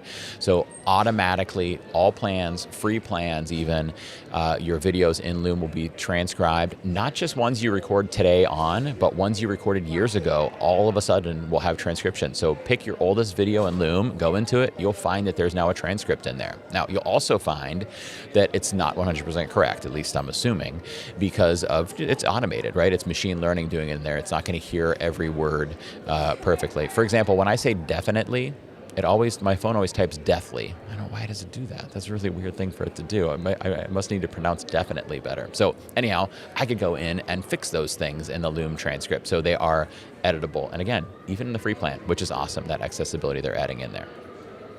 Next, in Loom, they've added in the ability to stitch recordings together. So if you record one video and then another video the next day and you want them to be combined as one video, you could stitch them together and add those clips. So that's really nice for Loom users. And finally, yesterday we shared some updates about Moat, but I wanted to loop back to them. That loop's on the screen right there. I wanted to loop back to them since they are, things we didn't get to show on screen. So Moat announced Moat Loops, and what they're talking about here, at least I assume with the word loop, is a feedback loop. So you see John here from Moat gave a comment to his student as the teacher, and then the student now has the option. It tells whether the student has responded yet. So it creates a feedback loop when you give students feedback. Okay, so you give them the feedback or the prompt or a request to do something. The student then has to show that they've gone through the process of accepting that feedback. They really are prioritizing the effectiveness of feedback. Now, in this example, you can see that John did a text feedback. This will also be available with audio feedback. So John could have left an audio note, which is what Moat specializes in, and then it checks to see if the student's given that feedback. So here's what the student sees. They could choose one of these two options. I know what to do, or I may need help. That's for data tracking in there. So the teacher knows, did the student understand the feedback or not? And then the student can also add additional information. And I love they added this meme thing in here. So it gives the students a reward for saying that they understood the feedback, or at least it just gives a visual for whether they understood or not. And then they could, as I said, add in additional information. Now, all this is fine and great, but I think they're just adding to the feedback system up to that point. What really helps here is that then after the teacher has responded, then data is tracked on this. And I could see how often certain students said they knew what to do, or how often they said they needed help, or how often my whole class said they knew what to do or may need help. So it's really nice that now I could see, are certain pieces of feedback confusing, are certain assignments confusing, are certain students struggling with my feedback, do certain students need maybe a one-on-one in person? So this data piece is really nice in here. Now, Moat this Moat Loops is available in beta. It's not out for everybody yet. You can request that beta and get access to this, so I'd recommend reaching out to Moat if you're interested, or going to that Twitter link that I have down there at the bottom of the screen to find it, to try it out. And I don't know if it's going to be free or paid. My guess is it's part of the free plan, but don't quote me on that, especially since it's in beta right now. But they're really trying to ramp up the effectiveness of those loops there. Okay, so we'll wrap up there because that's a lot of stuff. Tomorrow I'm going to come back and join as long as Sam and Tom and Mac aren't frustrated and tired of me and want to get rid of me. And I'll be back tomorrow. We're going to talk about Canva. We're going to talk about Wakelet. We got another flip thing that I didn't fit in there that relates to Wakelet. We're going to talk about Adobe Express. I think I've got a Microsoft Reflect thing, and I haven't shared anything Google, so maybe we'll have some Google stuff, but lots of stuff. I'll be wandering around trying to find all the information for you guys. That's awesome. Appreciate that. I was actually paying quite close attention to everything that he was filming. I was like, what's our next video? Which one are we going to make videos about on the YouTube channel? And even like the one that stuck out to me was as I was thinking about the Moat feedback and just knowing when students are actually, saying they get it and they don't. And I'm thinking about that student that's like, yeah, I don't need help. Yeah, I don't need help. I get it. And then I get an assessment from them. And then it's like, okay, this assessment shows that, there's still some concepts that you're moving towards. And so, but let's look at this feedback that you gave me, and like having that it gives you that opportunity to have that conversation, because some students don't know that self-reflection piece, and like they don't know whether they get it or they don't, and you can actually even begin to build skills like that. But what were some of the one of the updates that kind of stood out to you, Sam? I'm excited about Flip, the fact that they are making the commenting something that is school friendly, and doing that in a way where students can create and share videos, but do that in a space that's safe. So we're looking to bring, or I think we're often told, we should be bringing authentic creation tools into the classroom, but that quickly meets a challenge when you're trying to do that in environments that are not actually created with walled gardens. They're not set up to be able to use in education. So I'm excited that they're pushing the envelope in terms of video creation. Every time I turn around, there's something new and awesome about the Flip camera, and now to also have that be a more safe space where students can be sharing videos, and the teacher doesn't have to worry quite as much about trying to moderate because that kind of a thing we know can be a barrier. So I'm excited for how that can continue to open up video creation, which is actually something that we talked about in some of the earlier programs that we had, just the importance of video and authentic learning. So kudos to Flip for doing that.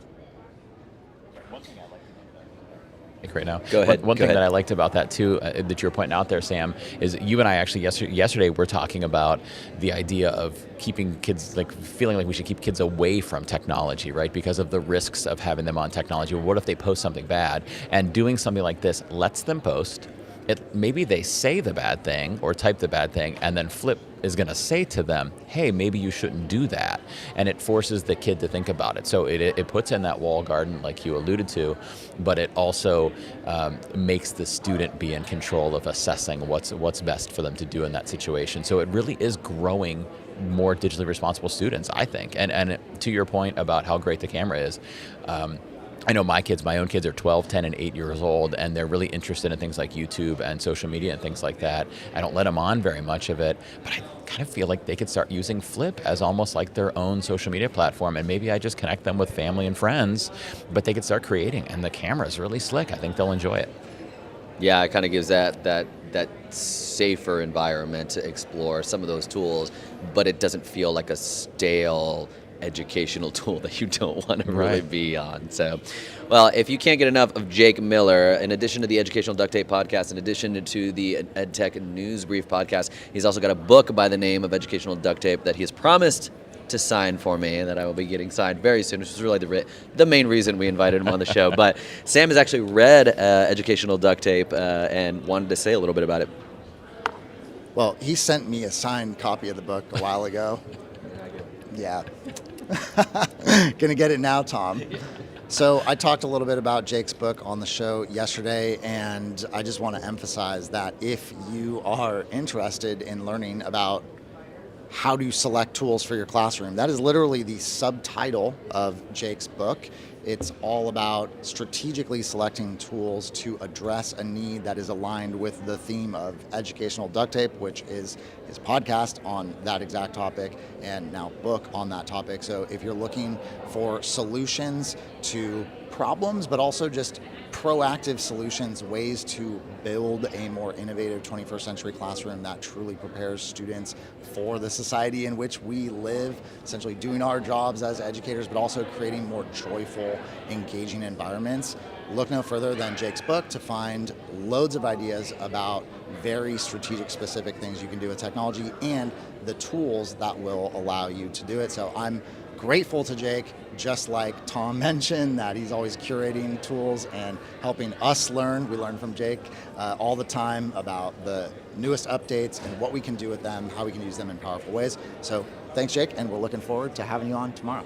Yeah, thanks, guys. And I enjoy, likewise, learning from you guys and being able to go like, okay, now I know what the basics are of these updates, and now I can go watch a new EdTech classroom video to learn in detail how that works and how that operates. So I appreciate you guys, too. Yeah, I laughed because the first page I opened up to and just pointed to Sam, it said, Flipgrid, an app to check out. So I think this is less than a year old, so you got to get version 2 out already. So, well, thank you so much, everyone who has tuned in today. We are going to go ahead and put chapter markers in the description of this once it gets all processed by YouTube. So that way, if you missed any of the shows, you can jump right to the beginning of those conversations. We'll do that for yesterday's show and for tomorrow's show as well. And we look forward to seeing you tomorrow, bright and early at 10:30 a.m. Central for our final session of our ISTE live stream here in New Orleans. Farewell.